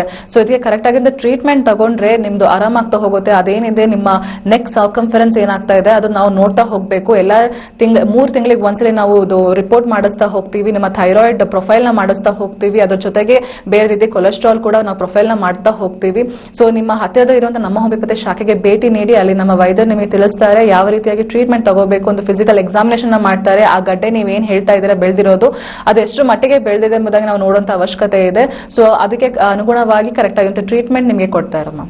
ಧನ್ಯವಾದಗಳು ಕರೆ ಮಾಡಿದ್ದಕ್ಕಾಗಿ. ನೀವು ಆದಷ್ಟು ಬೇಗ ನಿಮ್ಮ ಹತ್ತಿರದ ನಮ್ಮ ಹೋಮಿಯೋಪತಿ ಕ್ಲಿನಿಕ್ಗೆ ಹೋಗಿ ಏನ್ ಸಮಸ್ಯೆ ಇದೆ ಅನ್ನೋದನ್ನ ನೇರವಾಗಿ ಡಾಕ್ಟರ್ ಅನ್ನ ಭೇಟಿ ಮಾಡಿದ್ರೆ ನಿಮಗೆ ಸೂಕ್ತವಾದ ಪರಿಹಾರ ಕೂಡ ಸಿಗುತ್ತೆ ಅಂತ ಹೇಳ್ತಾ, ಎಸ್ ವೀಕ್ಷಕರೇ, ಇವತ್ತಿನ ಕಾರ್ಯಕ್ರಮದಲ್ಲಿ ವಿಶೇಷವಾಗಿ ನಾವು ಮಾತಾಡ್ತಾ ಇದ್ವಿ PCOD ಹಾಗೂ ಥೈರಾಯ್ಡ್ ಆರೋಗ್ಯ ಸಮಸ್ಯೆಗಳ ಬಗ್ಗೆ. ಹಾಗೆ ಇಲ್ಲಿವರೆಗೂ ಹೆಚ್ಚಿನ ಮಾಹಿತಿಗಳನ್ನ ನಾವು ತಿಳಿದುಕೊಂಡಿದ್ವಿ. ಯಾವ ರೀತಿಯ ರೋಗ ಲಕ್ಷಣಗಳು ಕಂಡು ಬರುತ್ತೆ, ಹಾಗೆ ಯಾಕಾಗಿ ಈ ಸಮಸ್ಯೆ ಹೆಚ್ಚಾಗಿ ಕಂಡು ಬರುತ್ತೆ ಅನ್ನೋದನ್ನೆಲ್ಲ ಮಾತಾಡ್ತಾ ಇದ್ವಿ. ಇನ್ನು ಹೆಚ್ಚಿನ ಡೀಟೇಲ್ಸ್ ಅನ್ನ ನಾವು ಡಾಕ್ಟರ್ ಮೂಲಕ ತಿಳ್ಕೊಳ್ಳೋಣ. ಎಸ್ ಡಾಕ್ಟರ್, ನೀವು ಹೇಳ್ತಾ ಇದ್ರಿ ಸ್ಟ್ರೆಸ್ ಹಾಗೆ ಲೈಫ್ ಸ್ಟೈಲ್ ಆಗಿರ್ಬೋದು, ಎಲ್ಲದರ ಕಾರಣದಿಂದ, ಹಾಗೆ ಪ್ರಾಪರ್ ಸ್ಲೀಪ್ ಇಲ್ಲದೆ ಇದ್ರೂ ಕೂಡ ಇದು ಥೈರಾಯ್ಡ್ ಹಾಗೂ PCOD ಸಮಸ್ಯೆ ಕಂಡು ಬರುತ್ತೆ. ಇದಕ್ಕೆ ಯಾವುದೇ ವಯೋಮಿತಿ ಅನ್ನೋದು ಅಂತದಿಲ್ಲ ಅಥವಾ ವರ್ಗ ಅನ್ನೋದು ಅಂತದಿಲ್ಲ. ಇವಾಗ ಸಾಮಾನ್ಯವಾಗಿ ಹೆಂಗಸರಲ್ಲಿ ಅಥವಾ ಗಂಡಸರಲ್ಲಿ ಎಲ್ಲರಲ್ಲೂ ಈ PCOD ಹಾಗೂ ಥೈರಾಯ್ಡ್ ಸಮಸ್ಯೆ ಕಂಡು ಬರ್ತಾ ಇದೆ ಅಂತ ಇದ್ರ ಬಗ್ಗೆನೇ ಮಾತಾಡ್ತಾ ನೀವು ಹೇಳ್ತಾ ಇದ್ರಿ. ಸೊ ಇವಾಗ ಮುಟ್ಟಿನ ಸಮಸ್ಯೆ ಅನ್ನೋದು ಜಾಸ್ತಿ ಆಗ್ತಾ ಇದೆ ಇವಾಗಿನ ಹೆಣ್ಮಕ್ಳಲ್ಲಿ ಅಂತ ಹೇಳ್ಬೋದು. ಅದು ಮೇ ಬಿ ನೀವು ಹೇಳಿದ ಪ್ರಕಾರ ಸ್ಟ್ರೆಸ್ ಆಗಿರ್ಬೋದು ಅಥವಾ ಪ್ರಾಪರ್ ಫುಡ್ ರೂಟೀನ್ ಇಲ್ಲದೆ ಇರೋ ಕಾರಣ ಇದು ಹೆಚ್ಚಾಗ್ತಾ ಇದೆ. ಇದರಿಂದ PCOD ಹಾಗೆ ಥೈರಾಯ್ಡ್ ಸಮಸ್ಯೆಗಳು ಕಾಣಿಸ್ಕೊಳ್ಳುತ್ತೆ ಅಂತ ಹೇಳಿದ್ರಿ. ಸೊ ಇದ್ರ ಬಗ್ಗೆ ಯಾವ ರೀತಿಯ ಕ್ರಮಗಳನ್ನ ನಾವು ತಗೊಳ್ಬಹುದು ಅಂತ ಹೇಳಿ. ಓಕೆ, ಸೊ ಈ PCOD ಅಂತ ಹೇಳಿದಾಗ ಲೈಕ್ ನೀವು ಹೇಳಿದ ಹಾಗೆ ಇರೆಗ್ಯುಲರ್ ಆಗಿರುವಂತಹ ಒಂದು bleeding, okay, so menstrual bleeding ಅನ್ನೋದು ನಾವು ಕಾಣಿಸ್ತಾ ಹೋಗ್ತೀವಿ. ಎಸ್ ಡಾಕ್ಟರ್, ಇದ್ರ ಬಗ್ಗೆ ಇನ್ನೂ ಹೆಚ್ಚಿನ ಮಾಹಿತಿಯನ್ನ ತಿಳಿದುಕೊಳ್ಳೋಣ. ಅದಕ್ಕೂ ಮುಂಚೆ ಇನ್ನೊಬ್ರು ಕಾಲರ್ ಇದ್ದಾರೆ ಕಾರ್ಯಕ್ರಮದಲ್ಲಿ, ನೋಡೋಣ ಯಾರು ಅಂತ. ಹಲೋ ಹಲೋ ಹಲೋ, ಯಾರು ಮಾತಾಡ್ತಾ ಇರೋದು? ಹೇಳಿ ಮೇಡಮ್, ಏನ್ ಸಮಸ್ಯೆ ಇದೆ? ಮೇಡಮ್ ಸಂಜು ಅಂತ ಹೇಳಿ. ನಾವು ಬೆಂಗಳೂರಿಂದ ಮಾತಾಡ್ತಾ ಇರೋದು. ನಮ್ಗೆ 7 ವರ್ಷ ಆಯ್ತು ಥೈರಾಯ್ಡ್ ಬಂದು. ಓಕೆ. ಇನ್ನು ಮಕ್ಳಿಲ್ಲ ಮೇಡಮ್. ನಾನು ಗಂಟ್ಲು ಇಂದೋದು ಎಲ್ಲ ಟ್ರೀಟ್ಮೆಂಟ್ ಎಲ್ಲ ತಗೋತಾ 50 mg ಮಾತ್ರೆ ತಗೋತಾ ಇದ್ದೀನಿ. ಪೀರಿಯಡ್ಸ್ ಒಂದ್ಸಲಿ 3 ತಿಂಗಳು 2 ತಿಂಗಳು ಇಲ್ಲ ಒಂದೊಂದ್ಸಲಿ ತಿಂಗಳು ಕರೆಕ್ಟ್ ಆಗಿ ಆಗ್ಬಿಡ್ತೀನಿ. ಸುಸ್ತಾಗುತ್ತೆ, ಸ್ವಲ್ಪ ಚಳಿ ಆಗುತ್ತೆ. ಇನ್ನು ಮಕ್ಳಾಗಿಲ್ಲ ಮೇಡಮ್. ಓಕೆ, ಡಾಕ್ಟರ್ ಇದಾರೆ, ಮಾತನಾಡಿ. ಹಲೋ ಅಮ್ಮ, ನಮಸ್ತೆ. ಅಲ್ಲ ಮೇಡಮ್, ನಮಸ್ತೆ ಅಮ್ಮ. ನಿಮ್ ಮದ್ವೆ ಆಗಿ ಎಷ್ಟು ವರ್ಷ ಆಗಿದೆ? ಮೇಡಮ್ ಮದ್ವೆ ಆಗಿ 7 ವರ್ಷ ಆಯ್ತು. 7 ವರ್ಷ ಆಗಿದೆ. ಸೊ ನಿಮಗೆ ಥೈರಾಯ್ಡ್ ಸಮಸ್ಯೆ ಎಷ್ಟು ವರ್ಷಗಳಿಂದ? ಮೇಡಮ್ ಮದ್ವೆ ಆಗಿ 6 ತಿಂಗಳು ಕಾಣಿಸ್ಕೋತು. 6 ತಿಂಗಳು ಕಾಣಿಸ್ಕೊಂಡ ನಂತರ ಡಾಕ್ಟರ್ ಥೈರಾಯ್ಡ್ ಇದೆ ಅಂತ ಹೇಳಿದ್ರು. ಅವಾಗ 7 ವರ್ಷದಿಂದ 50 ಮಾತ್ರೆ ಎಲ್ಲ ಕೊಟ್ಟಿದ್ರು. 50 mg ಟ್ರೀಟ್ಮೆಂಟ್ ಎಲ್ಲ ತಕೊಂಡು ಎಲ್ಲ ಮಾಡಿಸ್ತಾ ಇದ್ದೆ, ಬ್ಲಡ್ ಚೆಕಪ್ ಎಲ್ಲ. ಇದು ಪೀರಿಯಡ್ಸ್ ಆಗ್ಬೇಕಾದ್ರೆ 3 ತಿಂಗಳು 3.5 ತಿಂಗಳು 2 ತಿಂಗಳು ಹಿಂಗ ಆಗುತ್ತೆ. ಆಮೇಲೆ ಸುಸ್ತಾಗುತ್ತೆ, ಸ್ವಲ್ಪ ಮೈಕೆಲ್ಲ ನೋವು ಬರ್ತದೆ, ಚಳಿ ಆಗುತ್ತೆ ಮೇಡಮ್. ಇನ್ನು ಮಕ್ಳು ಆಗಿಲ್ಲ ಮೇಡಮ್. ಓಕೆ, ನೀವು ಲಾಸ್ಟ್ ಟೈಮ್ ಯಾವಾಗ ಮಾಡ್ಸಿದ್ದೀರಮ್ಮ ಥೈರಾಯ್ಡ್ ಪ್ರೊಫೈಲ್ ಟೆಸ್ಟ್? ಯಾವಾಗ ಮಾಡ್ಸಿದ್ದೀರಾ ಮೇಡಮ್? ಟೆಸ್ಟ್ ಈಗ ಒಂದ್ 2 ತಿಂಗಳೇನೋ ಆಗ್ತು ಮೇಡಮ್. ನಾರ್ಮಲ್ ಇದೆ ಅಂತ ಹೇಳಿದ್ರು. ನಾರ್ಮಲ್ ಇದೆ ಅಂತ ಹೇಳಿ ಬನ್ನಿ ಅಂತ ಹೇಳಿದ್ರು. ನಾವು ಹೋಗ್ಲಿಲ್ಲ, ಸ್ವಲ್ಪ ಊರಿಗೆ ಹೋಗ್ಬಿಟ್ಟೆ ನಾನು. ಓಕೆ ಅಮ್ಮ. ಅಮ್ಮ, ನೀವು ಇವಾಗ ಏನಿದೆ ನಿಮ್ಗೆ ಫಸ್ಟ್ ಮೇನ್ ಆಗಿ ನಿಮ್ಮ ಪೀರಿಯಡ್ಸ್ ಅನ್ನೋದು ಇರ್ರೆಗ್ಯುಲರ್ ಆಗ್ತಾ ಇದೆ, ಅಂದ್ರೆ ತಿಂಗಳಿಗೆ ಕರೆಕ್ಟ್ ಆಗಿ ಆಗ್ತಾ ಇಲ್ಲ ಅಂತ ಏನ್ ಹೇಳ್ತಾ ಇದ್ದೀರಾ. ಸೊ ಇದು ಕೂಡ ಒಂದು ಸಮಸ್ಯೆ ಆಗಿದೆ. ಸೊ ಇದನ್ನ ನೀವು ಒಂದು USG ಸ್ಕ್ಯಾನ್ ಮಾಡೋದ್ರ ಮೂಲಕವಾಗಿ ನಮಗೆ ಅರ್ಥ ಆಗುತ್ತೆ ಏನಾದ್ರೂ PCOD ರಿಲೇಟೆಡ್ ಏನಾದ್ರೂ ತೊಂದರೆಗಳಿದೆಯಾ, ಇಲ್ಲಾಂದ್ರೆ ನಿಮ್ಮ ಅಂಡಾಶಯದಲ್ಲಿ ದೇಹದಲ್ಲಿ ಏನೋ ತೊಂದರೆಗಳಿದೆಯಾ ಅಂತ ನಮಗೆ ಸಮಸ್ಯೆ ಗೊತ್ತಾಗುತ್ತೆ. ಯಾಕಂದ್ರೆ ನೀವು 7 ವರ್ಷ ಆಯ್ತು ಮದುವೆ ಆಗಿ, ಸೊ ಅದಕ್ಕೋಸ್ಕರ ಅದಾದ್ಮೇಲೆ ನೀವು ನಿಮ್ಮ ಮುಂದಿನ ಸಂತಾನಕ್ಕೋಸ್ಕರ ಟ್ರೈ ಮಾಡ್ತಾ ಇದ್ದೀರಾ, ಬಟ್ ಮಕ್ಕಳಾಗ್ತಾ ಇಲ್ಲ ಅಂತ ಹೇಳ್ತಾ ಇದ್ದೀರಾ. ಸೊ ಇದಕ್ಕೆ ಕಾರಣವಾಗಿರುವಂತಹ ಹಲವಾರು ಹಾರ್ಮೋನ್ಗಳೇನಾಗುತ್ತೆ ನಮ್ಮ ದೇಹದಲ್ಲಿ ಕಮ್ಮಿ ಆಗ್ತಾ ಹೋಗುತ್ತೆ. ಅದ್ರ ಜೊತೆಗೆ ಒಂದು AMH ಅನ್ನೋಂಥ ಒಂದು ಪ್ರೊಫೈಲ್ ಕೂಡ ನೀವು ಮಾಡಿಸೋದು ತುಂಬಾ ಒಳ್ಳೆಯದು. ಸೊ ಅದ್ರಲ್ಲಿ ನಮಗೆ ಗೊತ್ತಾಗುತ್ತೆ ಕ್ವಾಲಿಟಿ, ಅಂಡಾಣು ಕ್ವಾಲಿಟಿ ಹೇಗಿರುತ್ತೆ ಎಂಬುದಾಗಿ ಅರ್ಥ ಆಗ್ತಾ ಹೋಗುತ್ತೆ. ಅದ್ರ ಜೊತೆಗೆ ನಿಮ್ಮ ಥೈರಾಯ್ಡ್ ಅನ್ನೋದು ಇವಾಗ ನೀವು ರಿಪೋರ್ಟ್ ಮಾಡಿದಾಗ ನಾರ್ಮಲ್ ಅಂತ ಕಾಣಿಸ್ತು. ಸೊ ಅದ್ರ ಜೊತೆಗೆ ನಿಮ್ಗೆ ಸುಸ್ತು ಅಂತ ಹೇಳ್ತಾ ಇದ್ದೀರಾ. ಸೊ ಇದೆಲ್ಲ ನೋಡ್ತಾ ಹೋದ್ರೆ ಒಂದು ಹಾರ್ಮೋನ್ ಇಂಬ್ಯಾಲೆನ್ಸ್ ನಿಮ್ಮ ದೇಹದಲ್ಲಿ ಅತಿಯಾಗಿ ಜಾಸ್ತಿ ಆಗ್ತಾ ಇದೆ. ಅದ್ರ ಜೊತೆಗೆ ನೀವು ಒಂದು USG ಸ್ಕ್ಯಾನ್ ಮಾಡಿಕೊಂಡು ನಿಮ್ಮ ಹತ್ರದಲ್ಲಿರುವಂತಹ ನಮ್ಮ ಹೋಮಿಯೋಪತಿ ಶಾಖೆಗೆ ಭೇಟಿ ನೀಡಿ ಅಲ್ಲಿ ನಿಮ್ಮ ವೈದ್ಯರು ಇದೆಲ್ಲ ರಿಪೋರ್ಟ್ಸ್ ನ ನೋಡಿ ಕರೆಕ್ಟ್ ಆಗಿರುವಂತಹ ಟ್ರೀಟ್ಮೆಂಟ್ ನ ನಿಮ್ಗೆ ಸಜೆಸ್ಟ್ ಮಾಡ್ತಾರೆ. ಸೊ ಅದ್ರ ಜೊತೆಗೆ ನಿಮ್ಮ ಹಸ್ಬೆಂಡ್ ನ ಕೂಡ ಒಂದು ಪ್ರೊಫೈಲ್ ಮಾಡಕ್ಕೆ ಸೀಮನ್ ಅನಾಲಿಸಿಸ್ ಅಂತ ಹೇಳ್ತೀವಿ, ಅದು ಕೂಡ ಮಾಡ್ಬೇಕಾಗಿ ಬರುತ್ತೆ. ಅದು ಮಾಡಿ ನಿಮ್ಮ 2 ರಿಪೋರ್ಟ್ ತಗೊಂಡು ಹೋಗಿ ಸೊ ನಿಮ್ಮ ಅಲ್ಲಿರುವಂತಹ ವೈದ್ಯರಿಗೆ ತೋರಿಸಿ ಅವ್ರು ನಿಮ್ಗೆ ಇದಕ್ಕೆ ಸೂಕ್ತವಾಗಿರುವಂತಹ ಟ್ರೀಟ್ಮೆಂಟ್ ನಿಮಗೆ ಕೊಡ್ತಾರೆ.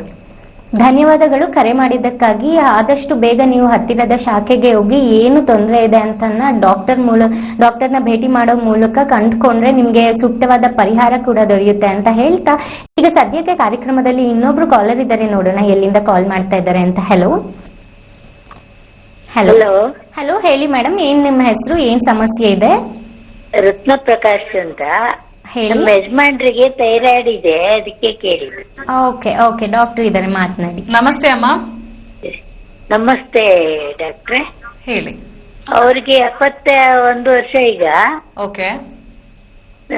ಥೈರಾಯ್ಡ್ ಇದೆ, ಹೊಟ್ಟೆ ಬರ್ತಾ ಇದೆ, ಹೊಟ್ಟೆ. ಓಕೆ. ತಲೆ ಜುಮ್ ಅನ್ನತ್ತಂತೆ.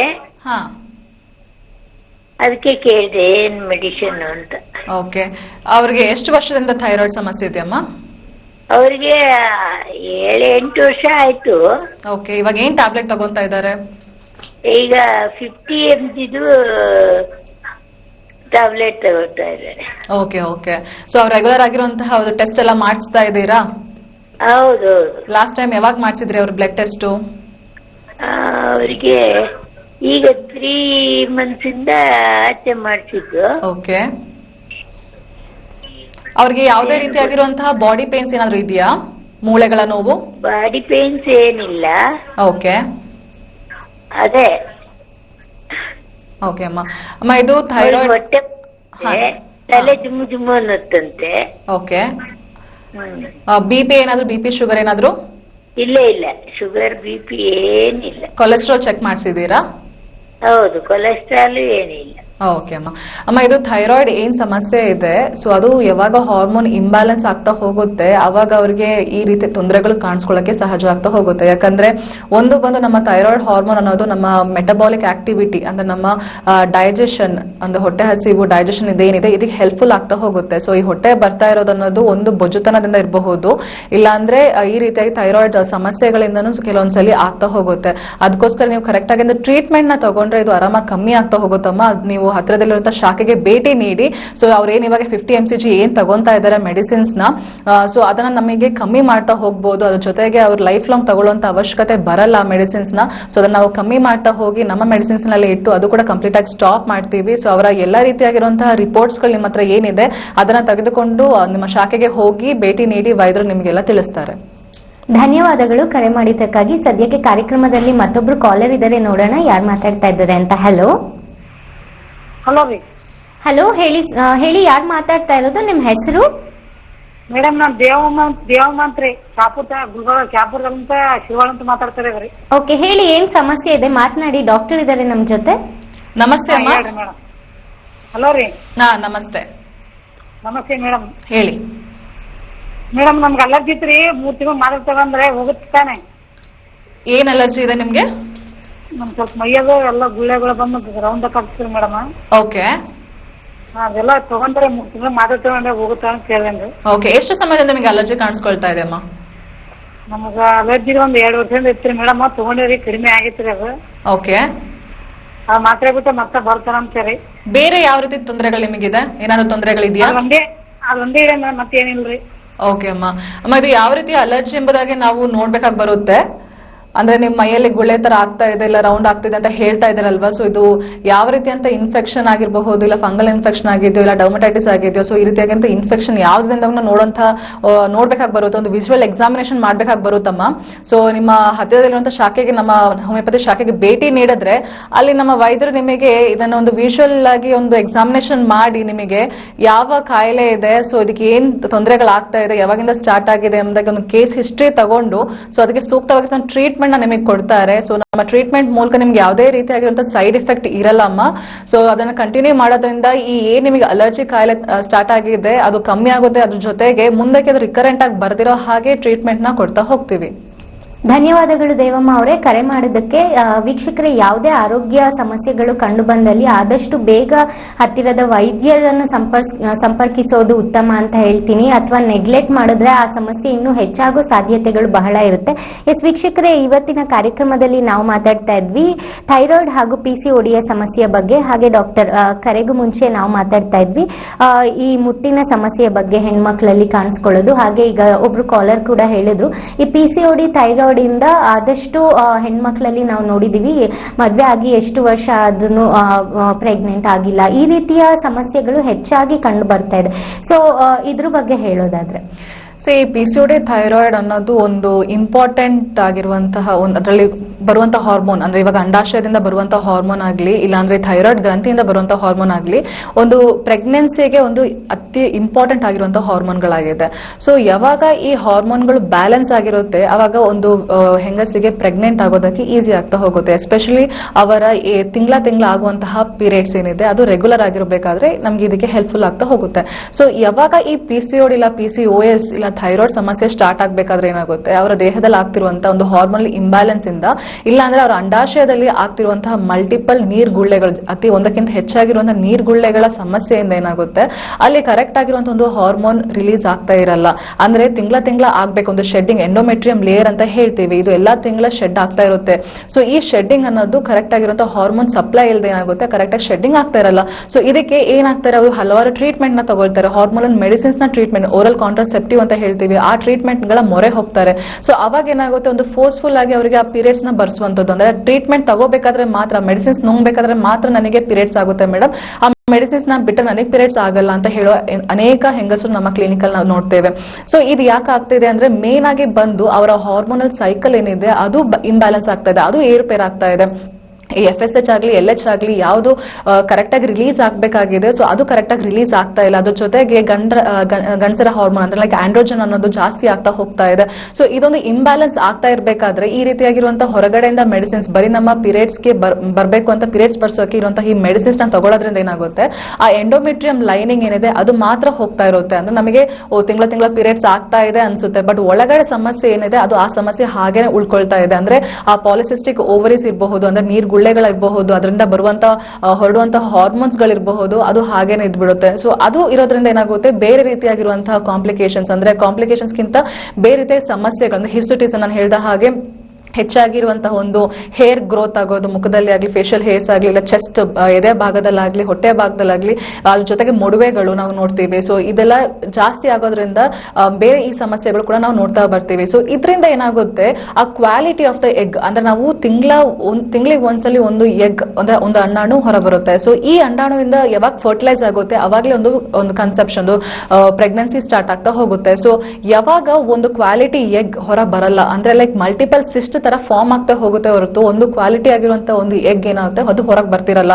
ಸೊ ಯಾವಾಗ ಒಂದು ಪ್ರಾಪರ್ ಓವ್ಯುಲೇಷನ್ ಅಂತ ಹೇಳ್ತೀವಿ ಅದು ಯಾವಾಗ ಆಗಲ್ಲ, ಅವಾಗ ಏನಾಗುತ್ತೆ, ಒಂದು ಪ್ರಾಪರ್ ಆಗಿರುವಂತ ಒಂದು ಕನ್ಸೀವ್ ಆಗಕ್ಕೆ ತುಂಬಾ ಪ್ರಾಬ್ಲಮ್ ಆಗ್ತಾ ಹೋಗುತ್ತೆ. ಅದ್ರ ಜೊತೆಗೆ ನಾವು ನೋಡ್ಬೇಕಾದ್ರೆ ಈ ಥೈರಾಯ್ಡ್ ಕೂಡ ಹಾಗೇನೆ, ಈ ಥೈರಾಯ್ಡ್ ಇಂದ ಹೊರಬರುವಂತ ಈ ಹಾರ್ಮೋನ್ಗಳು ಕೂಡ ನಮ್ಮ ಒಂದು ಪ್ರೆಗ್ನೆನ್ಸಿಯನ್ನ ಮೇಂಟೈನ್ ಮಾಡೋದಕ್ಕೆ ಅದು ಹೆಲ್ಪ್ಫುಲ್ ಆಗ್ತಾ ಇರುತ್ತೆ. ಒಂದು ಪ್ರೆಗ್ನೆಂಟ್ ಆದ್ಮೇಲೆ ಏನಾಗುತ್ತೆ, ಮಗುವಿನ ಒಂದು ಬ್ರೈನ್ ಬೆಳೆತ, ಅದಕ್ಕೋಸ್ಕರ ಡೆವಲಪ್ಮೆಂಟ್ ಗೆ, ಇಲ್ಲಾಂದ್ರೆ ಅವರ ಮಗುವಿನ ಫೀಟಲ್ ಡೆವಲಪ್ಮೆಂಟ್ ಗೆ ನಾವು ಏನಾಗುತ್ತೆ, ಈ ಥೈರಾಯ್ಡ್ ಹಾರ್ಮೋನ್ ಅನ್ನೋದು ಬಹಳಷ್ಟು ಇಂಪಾರ್ಟೆಂಟ್ ಆಗಿದೆ. ಸೊ ಯಾವಾಗ ಈ ಥೈರಾಯ್ಡ್ ಹಾರ್ಮೋನ್ ಅಲ್ಲಿ ಕೂಡ ಏರ್ಪೇರ್ ಆಗ್ತಿರುತ್ತೆ, ಅದ್ರ ಜೊತೆಗೆ PCOD ಇಲ್ಲಾಂದ್ರೆ PCOS ಇದ್ರೆ ಅವಾಗ ಏನಾಗುತ್ತೆ, ಈ ಎಗ್ಗಿನ ಒಂದು ಕ್ವಾಲಿಟಿ ಏನಿದೆ, ಅಂಡಾನ ಒಂದು ಕ್ವಾಲಿಟಿ ಏನಿದೆ ಅದು ಕಮ್ಮಿ ಆಗ್ತಾ ಹೋಗುತ್ತೆ. ಅದ್ರ ಜೊತೆಗೆ ಪ್ರೆಗ್ನೆಂಟ್ ಆಗುವಂತಹ ಒಂದು ಸಾಧ್ಯತೆ ಕಮ್ಮಿ ಆಗ್ತಾ ಹೋಗುತ್ತೆ. ಅದ್ರ ಜೊತೆಗೆ ಏನಾಗುತ್ತೆ, ಒಂದು ಅಬಾರ್ಷನ್ ಅನ್ನೋದು ನಾವು ನೋಡಬಹುದು. ಕೆಲವೊಂದೆಲ್ಲ ನಾವು ನೋಡ್ಬೇಕಾದ್ರೆ ಒಂದು 2-3 ಟೈಮ್ಸ್ ಅಬಾರ್ಷನ್ ಆಗಿದೆ, ಒಂದು ಹಿಸ್ಟ್ರಿ ಅವ್ರು ತಗೋಬೇಕಾದ್ರೆ ಅರ್ಥ ಆಗುತ್ತೆ. ಒಂದು 2-3 ಸಲ ಅಬಾರ್ಷನ್ ಆಗಿರುವಂತಹ ಚಾನ್ಸಸ್ ಗಳು ಬಹಳಷ್ಟು ಇದೆ. ಯಾಕೆ ಅಂದ್ರೆ ಕನ್ಸೀವ್ ಆಗ್ತಾರೆ, ಬಟ್ ಅಲ್ಲಿ ಏನಾಗುತ್ತೆ ಅದನ್ನ ಮೇಂಟೈನ್ ಮಾಡಕ್ಕೆ, ಕನ್ಸೀವ್ ಆಗಿರುವಂತಹ ಪ್ರೆಗ್ನೆನ್ಸಿನ ಮೇಂಟೈನ್ ಮಾಡುವಂತಹ ಹಾರ್ಮೋನ್ಗಳು ಏನಾಗ್ತಾ ಇದೆ ಅಲ್ಲಿ ಕಾಣ್ತಾ ಇಲ್ಲ, ಅಂದ್ರೆ ಲ್ಯಾಕ್ ಆಗ್ತಾ ಇದೆ. ಸೊ ಯಾವಾಗ ಹಾರ್ಮೋನ್ಗಳು ಅಂದ್ರೆ ಪ್ರೊಜೆಸ್ಟ್ರಾನ್ ಆಗ್ಲಿ ಈಸ್ಟ್ರೋಜನ್ ಆಗ್ಲಿ ಹೆಚ್ಚಾಗಿ ಈ ಹಾರ್ಮೋನ್ಗಳು ಯಾವಾಗ ಜಾಸ್ತಿ ಏರುಪೇರು ಆಗ್ತಾ ಹೋಗುತ್ತೆ, ಅವಾಗ ಏನಾಗುತ್ತೆ ಈ ಕನ್ಸೀವ್ ಆಗಿರುವಂತಹ ಒಂದು ಏನು ಪ್ರೆಗ್ನೆಂಟ್ ಆಗಿರುವಂತಹ ಒಂದು ಎಂಬ್ರಿಯೋ ಏನಾಗುತ್ತೆ ಅದನ್ನ ಮೇಂಟೈನ್ ಮಾಡಕ್ಕಾಗದೆ ಅದೇನಾಗುತ್ತೆ ಅಬಾರ್ಷನ್ ಆಗಕ್ಕೆ ಬಹಳಷ್ಟು ಚಾನ್ಸಸ್ ಆಗ್ತಾ ಹೋಗುತ್ತೆ. ಎಸ್ ಡಾಕ್ಟರ್, ಹಲವಾರು ಮಾಹಿತಿಗಳನ್ನ ನೀವು ನಮಗೆ ತಿಳಿಸ್ಕೊಡ್ತಾ ಇದ್ದೀರಾ. ಯಾವ ರೀತಿಯ ಸಮಸ್ಯೆಗಳು ಆಗುತ್ತೆ, ಹಾಗೆ ಈ PCOD ಥೈರಾಯ್ಡ್ ಇದ್ದಲ್ಲಿ ಯಾವ ರೀತಿಯ ಮುಟ್ಟಿನ ಸಮಸ್ಯೆಗಳನ್ನ ಹೆಣ್ಮಕ್ಳು ಅನುಭವಿಸ್ತಾರೆ ಅನ್ನೋದನ್ನ ಕೂಡ ಇದ್ರ ಬಗ್ಗೆ ಮಾತಾಡ್ತಾ ಇದ್ವಿ.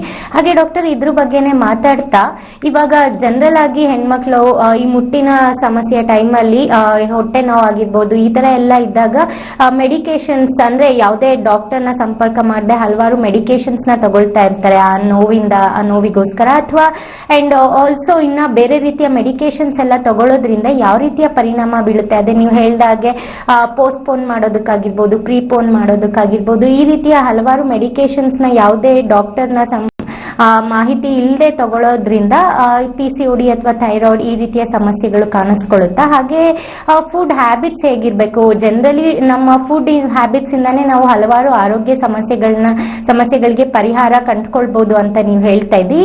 ಇದಕ್ಕೆ ಯಾವ್ದಾದ್ರು ಫುಡ್ ಹ್ಯಾಬಿಟ್ಸ್ ನ ಫುಡ್ ರೂಟೀನ್ ನ ನಾವು ಫಾಲೋ ಮಾಡೋದಿದ್ಯಾ ಅಂತ? ಓಕೆ, ಮೇನ್ ಆಗಿ ಬಂದು ಇವಾಗ ಏನ್ ಹೊಟ್ಟೆ ನೋವು ಪೀರಿಯಡ್ಸ್ ಟೈಮಲ್ಲಿ ಬರುವಂತಹ ಹೊಟ್ಟೆ ನೋವು ನಾವು ಡಿಸ್ಮೆನೋರಿ ಅಂತ ಹೇಳ್ತೀವಿ. ಸೊ ಯಾವಾಗ ಈ ಡಿಸ್ಮೆನೋರಿ ಅನ್ನೋದು ಲೈಕ್ ನಾರ್ಮಲ್ ಆಗಿ ಎಲ್ಲ ಹೆಣ್ಮಕ್ಳನ್ನ ನಾವು ಕಾಣ್ತೀವಿ, ಅಂದ್ರೆ ಸ್ಟಾರ್ಟಿಂಗ್ ಒಂದು ಫಸ್ಟ್ ಸೆಕೆಂಡ್ ಡೇ ಅಲ್ಲಿ ನಾವು ಹೊಟ್ಟೆ ನೋವನ್ನು ಕಾಣ್ತೀವಿ. ಸೊ ಬಹಳಷ್ಟು ಜನ ಅದನ್ನ ಸೆನ್ಸಿಟಿವ್ ಇರೋಕ್ಕೋಸ್ಕರ ಏನಾಗುತ್ತೆ ಆ ಹೊಟ್ಟೆ ನೋವನ್ನ ಅವ್ರಿಗೆ ತಾಳ್ಕೊಳಕ್ಕಾಗಲ್ಲ, ಟಾಲರೇಟ್ ಮಾಡ್ಕೊಳಕ್ ಆಗಲ್ಲ. ಸೊ ಅವಾಗ ಏನಾಗುತ್ತೆ ಅವ್ರು ಅದಕ್ಕೆ ಬೇಕಾಗಿರುವಂತಹ ಆಂಟಿಸ್ಪಾಸ್ಮೋಡಿಕ್ ಮಾತ್ರೆಗಳಿಂದ ನೋವಿನ ಮಾತ್ರೆಗಳಿಗೆ ಅವ್ರು ಮೊರೆ ಹೋಗ್ತಾರೆ. ಸೊ ಇದೇನಾಗ್ತಾ ಇದೆ, ಒಂದು ಅವರ ಆ ನೋವನ್ನ ಕಮ್ಮಿ ಮಾಡ್ತಾ ಇದೆ, ಅದ್ರ ಜೊತೆಗೆ ಏನಾಗುತ್ತೆ ಇದು ಕಂಟಿನ್ಯೂಸ್ ಆಗಿ ಲಾಂಗ್ ಟರ್ಮ್ ಈ ತರ ನಾವು ಹ್ಯಾಬಿಟ್ ಮಾಡ್ತಾ ಹೋದ್ರೆ ಅದು ಕಿಡ್ನಿಗೆ ಒಂದು ಎಫೆಕ್ಟ್ ಆಗ್ತಾ ಹೋಗುತ್ತೆ. ಸೊ ಇಟ್ಸ್ ವೆರಿ ಇಂಪಾರ್ಟೆಂಟ್ ನಾವು ಈ ಡಿಸ್ಮೆನೋರಿ ಅನ್ನೋದು ಅದ್ರ ಜೊತೆಗೆ ಆಗ್ತಿರುವಂತಹ ಈ ಪೀರಿಯಡ್ಸ್ ಪ್ರಾಬ್ಲಮ್ ಅವ್ರಿಗೆ ಏನ್ ಆಗ್ತಾ ಇದೆ ಅದನ್ನ ರೂಟ್ ಇಂದ ಅದನ್ನ ಕ್ಲಿಯರ್ ಮಾಡ್ಬೇಕಾಗಿರೋದು ತುಂಬಾ ಇಂಪಾರ್ಟೆಂಟ್ ಆಗ್ತಾ ಹೋಗುತ್ತೆ. ಸೊ ಯಾಕಲ್ಲಿ ನರಗಳು ಅಷ್ಟು ಓವರ್ ಸೆನ್ಸಿಟಿವ್ ಆಗ್ತಾ ಇದೆ ಅನ್ನೋದು ನಾವು ನೋಡಿ ಅದಕ್ಕೆ ಕರೆಕ್ಟ್ ಆಗಿ ಟ್ರೀಟ್ಮೆಂಟ್ ನ ಕೊಟ್ಟು ಅದನ್ನ ನಾವು ಕಮ್ಮಿ ಮಾಡ್ತಾ ಹೋಗ್ಬೋದು. ಅದ್ರ ಜೊತೆಗೆ ಇದು ಪ್ರೀಪೋನ್ ಮಾಡಕ್ಕೆ ಇಲ್ಲ ಪೋಸ್ಟ್ಪೋನ್ ಮಾಡಕ್ಕೆ ಏನ್ ಮೆಡಿಸಿನ್ಸ್ ನ ತಗೊಳ್ತಿದೆ ಸೊ ಅದೆಲ್ಲ ಓರಲ್ ಕಾಂಟ್ರಾಸೆಪ್ಟಿವ್ಸ್ ಇರುತ್ತೆ, ಇಲ್ಲಾಂದ್ರೆ ಪ್ರೊಜೆಸ್ಟ್ರಾನ್ ಇರುತ್ತೆ, ಅಂದ್ರೆ ಎಲ್ಲ ಹಾರ್ಮೋನಲ್ ಟ್ಯಾಬ್ಲೆಟ್ ಗಳು ಇರುತ್ತೆ. ಸೊ ಇದನ್ನ ತಗೊಳ್ಳೋದ್ರಿಂದ ಏನಾಗುತ್ತೆ ನಮಗೆ ಫ್ಯೂಚರ್ ಅಲ್ಲಿ ಅಂದ್ರೆ ನಮಗೆ ಒಂದು ಅದನ್ನ ಕಂಟಿನ್ಯೂಸ್ ಆಗಿ ಒಂದು ಲಾಂಗ್ ಟರ್ಮ್ ನಾವು ಯೂಸ್ ಮಾಡ್ತಾ ಹೋಗ್ಬೇಕಾದ್ರೆ ಅದರಾಗಿರುವಂತಹ ಸೈಡ್ ಎಫೆಕ್ಟ್ ಗಳು ನಮ್ಮ ದೇಹದಲ್ಲಿ ಕಾರಣಕ್ಕೆ ತುಂಬಾ ಬಹಳಷ್ಟು ಚಾನ್ಸಸ್ ಇರುತ್ತೆ. ಸೊ ಅದನ್ನ ಯಾವುದೇ ಕಾರಣಕ್ಕೂ ಆ ರೀತಿಯಾಗಿ ತಗೋಬಾರದು. ಅದ್ರ ಜೊತೆಗೆ ಯಾವುದೇ ಒಂದು ಫಿಸಿಷಿಯನ್ ಅಡ್ವೈಸ್ ಇಲ್ಲದೆ, ಒಂದು ಡಾಕ್ಟರ್ ಅಡ್ವೈಸ್ ಇಲ್ಲದೆ ಈ ರೀತಿಯಾಗಿ ಮೆಡಿಸಿನ್ಸ್ ನ ತಗೋಬಾರ್ದು ಅಂತ ಹೇಳ್ತೀನಿ. ಸೊ ಅದ್ರ ಸೆಲ್ಫ್ ಮೆಡಿಕೇಶನ್ಸ್ ಮಾಡೋದು ತುಂಬಾ ಹಾರ್ಮ್ಫುಲ್ ಆಗಿದೆ. ಸೊ ಯಾವುದೇ ರೀತಿ ಎಷ್ಟು ಪರಿಣಾಮ ಅದು ಬೀರುತ್ತೆ ಅಂದ್ರೆ ಅವಾಗ ಅವ್ರಿಗೆ ಗೊತ್ತಾಗಲ್ಲ. ಲೈಕ್ ಫ್ಯೂಚರ್ ಅಲ್ಲಿ ಬೇರೆ ಬೇರೆ ರೋಗಗಳು ಸ್ಟಾರ್ಟ್ ಆಗ್ತಾ ಹೋಗ್ಬೇಕಾದ್ರೆ ಈ ರೀತಿ ತೊಂದರೆಗಳು ಅವರಿಗೆ ಕಾಣಿಸ್ಕೊಳ್ತಾ ಹೋಗುತ್ತೆ. ಅದ್ರ ಜೊತೆಗೆ ಲೈಫ್ ಸ್ಟೈಲ್ ಅನ್ನೋದು ಬಹಳಷ್ಟು ಇಂಪಾರ್ಟೆಂಟ್ ನಾನು ಹೇಳಿದ ಪ್ರಕಾರ. ಯಾಕಂದ್ರೆ ಈ PCOD ಇಲ್ಲ PCOS ಪೇಷಂಟ್ಸ್ ಅಲ್ಲಿ ಇಲ್ಲ ಹೈಪೋಥೈರಾಯ್ಡಿಸಮ್ ಪೇಷಂಟ್ ಅಲ್ಲಿ ನಾವು ಬಹಳಷ್ಟು ನೋಡೋದು ಒಂದು ಒಬೆಸಿಟಿ ಆಗಿದೆ, ಅಂದ್ರೆ ಬೊಜ್ಜುತನ ಆಗಿದೆ. ಸೊ ಇದನ್ನ ನಾವು ಕಂಟ್ರೋಲ್ ಮಾಡೋದು ಬಹಳಷ್ಟು ಇಂಪಾರ್ಟೆಂಟ್. ಸೊ ನಮ್ಮ ಲೈಫ್ ಸ್ಟೈಲ್ ಅನ್ನೋದು ಅದರಲ್ಲಿ ನಾವು ತಿನ್ನುವಂತ ಆಹಾರವಾಗ್ಲಿ ಇಲ್ಲಾಂದ್ರೆ ನಮ್ಮ ಎಕ್ಸರ್ಸೈಸ್ ರುಟೀನ್ ಆಗ್ಲಿ ಸೊ ಇದು ತುಂಬಾ ಇಂಪಾರ್ಟೆಂಟ್ ಆಗ್ತಾ ಹೋಗುತ್ತೆ. ಸೊ ಒಂದು ಕರೆಕ್ಟ್ ಆಗಿರುವಂತಹ ಒಂದು ನ್ಯೂಟ್ರಿಷಸ್ ಡಯಟ್ ತುಂಬಾ ಇಂಪಾರ್ಟೆಂಟ್ ಆಗ್ತಾ ಹೋಗುತ್ತೆ. ಅತಿ ಹೆಚ್ಚಾಗಿರುವಂತಹ ಫ್ಯಾಟಿ ಫುಡ್ಸ್ ಏನಿದೆ, ಇಲ್ಲಾಂದ್ರೆ ಗ್ಲೂಕೋಸ್ ಲೆವೆಲ್ ನ ಹೆಚ್ಚು ಮಾಡುವಂತಹ ಫುಡ್ ನ ಏನ್ ತಗೊಂತೀವಿ ಇದರಿಂದ ಏನಾಗುತ್ತೆ ನಮ್ಮ ದೇಹದಲ್ಲಿ ಇನ್ಸುಲಿನ್ ರೆಸಿಸ್ಟೆಂಟ್ ಆಗ್ತಾ ಹೋಗುತ್ತೆ. ಅಂದ್ರೆ ನಮ್ಮ ದೇಹದಲ್ಲಿ ನಾವು ಆಹಾರ ತಗೊಳ್ತಾ ಹೋಗ್ಬೇಕಾದ್ರೆ ಶುಗರ್ ಅನ್ನೋದು ಗ್ಲೂಕೋಸ್ ಲೆವೆಲ್ ಅನ್ನೋದು ಇನ್ಕ್ರೀಸ್ ಆಗ್ತಾ ಹೋಗುತ್ತೆ. ಅವಾಗ ಪ್ಯಾನ್ಕ್ರಿಯಾಸ್ ಇಂದ ನಮಗೆ ಏನಾಗುತ್ತೆ ಇನ್ಸುಲಿನ್ ಅನ್ನೋದು ರಿಲೀಸ್ ಆಗ್ತಾ ಹೋಗುತ್ತೆ. ಸೊ ಯಾವಾಗ ಇದ್ರದ್ದು ಎರಡು ಬೈಂಡಿಂಗ್ ಏನಿದೆ ಅದು ಕಮ್ಮಿ ಆಗ್ತಾ ಹೋಗ್ಬೇಕಾದ್ರೆ ಏನಾಗುತ್ತೆ ಈ ನಮ್ಮ ಮೆದುಳಿನ ಸಹಾಯದಿಂದ ಏನಾಗುತ್ತೆ ಇನ್ಸುಲಿನ್ ಗೆ ಒಂದು ಫೀಡ್ಬ್ಯಾಕ್ ಹೋಗ್ತಾ ಇರುತ್ತೆ, ನೀನು ಇನ್ಸುಲಿನ್ ರಿಲೀಸ್ ಮಾಡು ಎಂಬುದಾಗಿ. ಸೊ ಅಲ್ಲಿ ನಮಗೆ ಹೈಪರ್ ಇನ್ಸುಲಿನೆಮಿಯಾ ಎಂಬುದಾಗಿ ಒಂದು ಕಂಡೀಷನ್ ನಾವು ನೋಡ್ತಾ ಹೋಗ್ಬೋದು. ಅಂದ್ರೆ ಲೈಕ್ ಇನ್ಸುಲಿನ್ ರೆಸಿಸ್ಟೆಂಟ್ ಆಗ್ತಾ ಇದೆ. ಸೊ ಗ್ಲೂಕೋಸ್ ಲೆವೆಲ್ ಅದೇ ರೀತಿಯಾಗಿ ಇನ್ಕ್ರೀಸ್ ಆಗ್ತಾ ಇದೆ. ಸೊ ಇದರಿಂದ ಏನಾಗುತ್ತೆ ಶುಗರ್ ಲೆವೆಲ್ ಅನ್ನೋದು ಬಹಳಷ್ಟು ಜಾಸ್ತಿ ಆಗ್ತಾ ಇರೋದನ್ನ ನಾವು ನೋಡಬಹುದು. ಅದ್ರ ಜೊತೆಗೆ ಒಬೆಸಿಟಿ ಅನ್ನೋದು ಬಹಳಷ್ಟು ಜಾಸ್ತಿ ಆಗ್ತಾ ಇದೆ. So it is very important ನಮ್ಮ ಫುಡ್ ರುಟೀನ್ ಒಂದು ಕರೆಕ್ಟ್ ಆಗಿರುವಂತಹ ಒಂದು ಫುಡ್ ರುಟೀನ್ ನಾವು ಹಿಡ್ಕೋಬೇಕು. ಅದ್ರ ಜೊತೆಗೆ ಪೌಷ್ಟಿಕಾಂಶವಾಗಿರುವಂತಹ ಆಹಾರಗಳನ್ನ ಸೇವನೆ ಮಾಡಬೇಕು. ಪ್ರೊಸೆಸ್ಡ್ ಫುಡ್, ಪ್ಯಾಕೆಟ್ ಫುಡ್ ನ ನಾವು ತುಂಬಾ ಆದಷ್ಟು ಕಮ್ಮಿ ಮಾಡ್ತಾ ಹೋಗ್ಬೇಕು. ಶುಗರ್ ಐಟಮ್ಸ್ ಆಗ್ಲಿ ಇದೆಲ್ಲ ನಾವು ಬಹಳಷ್ಟು ಕಮ್ಮಿ ಮಾಡ್ತಾ ಹೋಗ್ಬೇಕು. ಅದ್ರ ಜೊತೆಗೆ ಒಂದು ಎಕ್ಸರ್ಸೈಸ್, ಕರೆಕ್ಟ್ ಆಗಿರುವಂತಹ ಒಂದು ಎಕ್ಸಸೈಸ್ ನಮಗೆ ತುಂಬಾ ಇಂಪಾರ್ಟೆಂಟ್ ಆಗಿದೆ. ಅದ್ರ ಜೊತೆಗೆ ನಮ್ಮ ಹೋಮಿಯೋಪತಿಯಲ್ಲಿ ನಾವು ಇದಕ್ಕೆ ಒಂದು ಅತ್ಯುತ್ತಮವಾಗಿರುವಂತಹ ಒಂದು ಮೆಡಿಸಿನ್ಸ್ ನ ಕೊಡ್ತಾ ಹೋಗ್ತೀವಿ. ಲೈಕ್ ನಮ್ಮ 6th ಜನರೇಷನ್ ಇಮ್ಯುನೋಜೆನಿಕ್ ಮಯಾಸ್ಮೆಟಿಕ್ ಟ್ರೀಟ್ಮೆಂಟ್ ಎಂಬುದಾಗಿ ನಾವು ಹೇಳಬಹುದು. ಎಲ್ಲಿ ಈ PCOD ಇಲ್ಲ ಅಂದ್ರೆ ಈ ಥೈರಾಯ್ಡ್ ಸಮಸ್ಯೆಗಳಲ್ಲಿ ನಮಗೆ ಮೇನ್ ಆಗಿ ಕಾಣುವಂತದ್ದು ಒಂದು ಹಾರ್ಮೋನಲ್ ಇಂಬ್ಯಾಲೆನ್ಸ್ ಏನಿದೆ. ಸೊ ಈ ಹಾರ್ಮೋನ್ ಇಂಬ್ಯಾಲೆನ್ಸ್ ನ ಕರೆಕ್ಟ್ ಮಾಡುವಂತಹ ಒಂದು ಮೆಡಿಸಿನ್ಸ್ ನ ಕೊಡ್ತೀವಿ. ಸೊ ನಾವು ಬರುವಂತಹ ರೋಗ ಲಕ್ಷಣಗಳನ್ನ ನಾವು ಟ್ರೀಟ್ಮೆಂಟ್ ಮಾಡ್ತಾ ಇಲ್ಲ. ಸೊ ಅದರ ಬುಡದಿಂದ ಅದಕ್ಕೆ ಕರೆಕ್ಟ್ ಆಗಿರುವಂತಹ ಟ್ರೀಟ್ಮೆಂಟ್ ನ ಕೊಡ್ತಾ ಇದೀವಿ. ಸೊ ಎಲ್ಲಿ ಆ ಬ್ಲಾಕೇಜ್ ಕಾಣಿಸ್ತಾ ಇದೆ, ಸೊ ಅಲ್ಲಿ ನಾವು ಕರೆಕ್ಟ್ ಆಗಿ ಟ್ರೀಟ್ಮೆಂಟ್ ಕೊಡಬೇಕಾದ್ರೆ ಏನಾಗುತ್ತೆ, ಅವರ ಬಾಡಿಯಲ್ಲಿ ಇರುವಂತಹ ಚೇಂಜಸ್ ಅಂದ್ರೆ ಲೈಕ್ ಅವರ ಮಂತ್ಲಿ ಪೀರಿಯಡ್ಸ್ ಆಗ್ಲಿ, ಇಲ್ಲಾಂದ್ರೆ ಬೇರೆ ರೀತಿಯಾಗಿರುವಂತಹ ಸಿಂಪ್ಟಮ್ಸ್ ಗಳನ್ನ ಇವಾಗ ಹೇಳಿದಂತಹ ಸಿಂಪ್ಟಮ್ಸ್ ಗಳಾಗ್ಲಿ, ಇದು ರಿಕವರಿ ಆಗುವಂತಹ ಸ್ಟೇಟ್ ನಾವು ನೋಡಬಹುದು. ಸೊ ಅನೇಕ ಜನರು ನಮ್ಮ ಕ್ಲಿನಿಕ್ ಬಂದು ಲೈಕ್ ಇನ್ಫರ್ಟಿಲಿಟಿ ಕೇಸಸ್ ಕೂಡ ತುಂಬಾ ಸಕ್ಸಸ್ಫುಲ್ ಆಗಿದೆ. ಎಷ್ಟೊಂದು ಜನ IVF ಟ್ರೀಟ್ಮೆಂಟ್ ನ ತಗೊಂಡು 2-3 ಸಲ ತಗೊಂಡು ಫೇಲ್ ಆಗಿ ನಮ್ಮ ಹೋಮಿಯೋಪತಿಗೆ ಬಂದು ಕ್ಲಿನಿಕ್ ಟ್ರೀಟ್ಮೆಂಟ್ ತಗೊಂಡಿದ್ದಾರೆ. ಸೊ ಈ ಟ್ರೀಟ್ಮೆಂಟ್ ಮೂಲಕ ಅವರಿಗೆ ಎಷ್ಟೊಂದು ಜನಕ್ಕೆ ಮಕ್ಕಳಾಗುವ ಹಾಗೆ ಇದು ಸಹಾಯವಾಗಿದೆ. ಸೊ ಇದೊಂದು ಅತ್ಯುತ್ತಮವಾಗಿರೋ ಟ್ರೀಟ್ಮೆಂಟ್ ಆಗಿದೆ. ಯಾವುದೇ ರೀತಿಯಾಗಿ ಒಂದು ಸೈಡ್ ಎಫೆಕ್ಟ್ ಇಲ್ಲದೆ ಇರುವಂತಹ ಒಂದು ಟ್ರೀಟ್ಮೆಂಟ್, ಮೇನ್ ಆಗಿ ರೂಟ್ ಕಾಸ್ ಫೈಂಡ್ ಔಟ್ ಮಾಡಿ ಅದಕ್ಕೆ ಒಂದು ಕಾನ್ಸ್ಟಿಟ್ಯೂಷನಲ್ ಆಗಿರುವಂತಹ ಒಂದು ಟ್ರೀಟ್ಮೆಂಟ್ ನಾವು ಕೊಡ್ತಾ ಹೋಗೋದ್ರಿಂದ ಏನಾಗುತ್ತೆ, ಅವರ ಬಾಡಿ ಅವರ ಹಾರ್ಮೋನಲ್ ಬ್ಯಾಲೆನ್ಸ್ ಏನಾಗುತ್ತೆ ಅದು ಮೇಂಟೈನ್ ಆಗ್ತಾ ಹೋಗುತ್ತೆ. Yes doctor, thank you. So ನಾವು ಯಾವುದೇ ಡಾಕ್ಟರ್ ಕನ್ಸಲ್ಟೇಷನ್ ಇಲ್ಲದೆ ಏನಾದರೂ ಮೆಡಿಕೇಶನ್ಸ್ ತಗೊಂಡ್ರೆ ಯಾವ ರೀತಿಯಾದಂತಹ ಸಮಸ್ಯೆಗಳನ್ನ ನಾವು ಎದುರಿಸ್ತೀವಿ, ಹಾಗೆ ಯಾವ ರೀತಿಯಾದಂತಹ ಜೀವನ ಶೈಲಿಯನ್ನ ಫಾಲೋ ಮಾಡಿದ್ರೆ ಆದಷ್ಟು ಎಲ್ಲ ಆರೋಗ್ಯ ಸಮಸ್ಯೆಗಳಿಂದ ದೂರ ಇರ್ಬೋದು. ಹೀಗೆ ಪ್ರತಿಯೊಂದು ಮಾಹಿತಿಯನ್ನ ಡಾಕ್ಟರ್ ಇವತ್ತು ನಮಗೆ ನೀಡಿದ್ದಾರೆ. ಡಾಕ್ಟರ್, ಈ ಎಲ್ಲ ಮಾಹಿತಿಗಳನ್ನ ನೀವು ನಮಗೆ ನೀಡಿದ್ದಕ್ಕಾಗಿ, ಹಾಗೆ ಈ 1 ಗಂಟೆಗಳ ಕಾಲ PCOD ಹಾಗೆ ಥೈರಾಯ್ಡ್ ಬಗ್ಗೆ ಹಲವಾರು ಮಾಹಿತಿಯನ್ನ ನೀವು ನಮಗೆ ನೀಡಿದ್ದೀರಾ.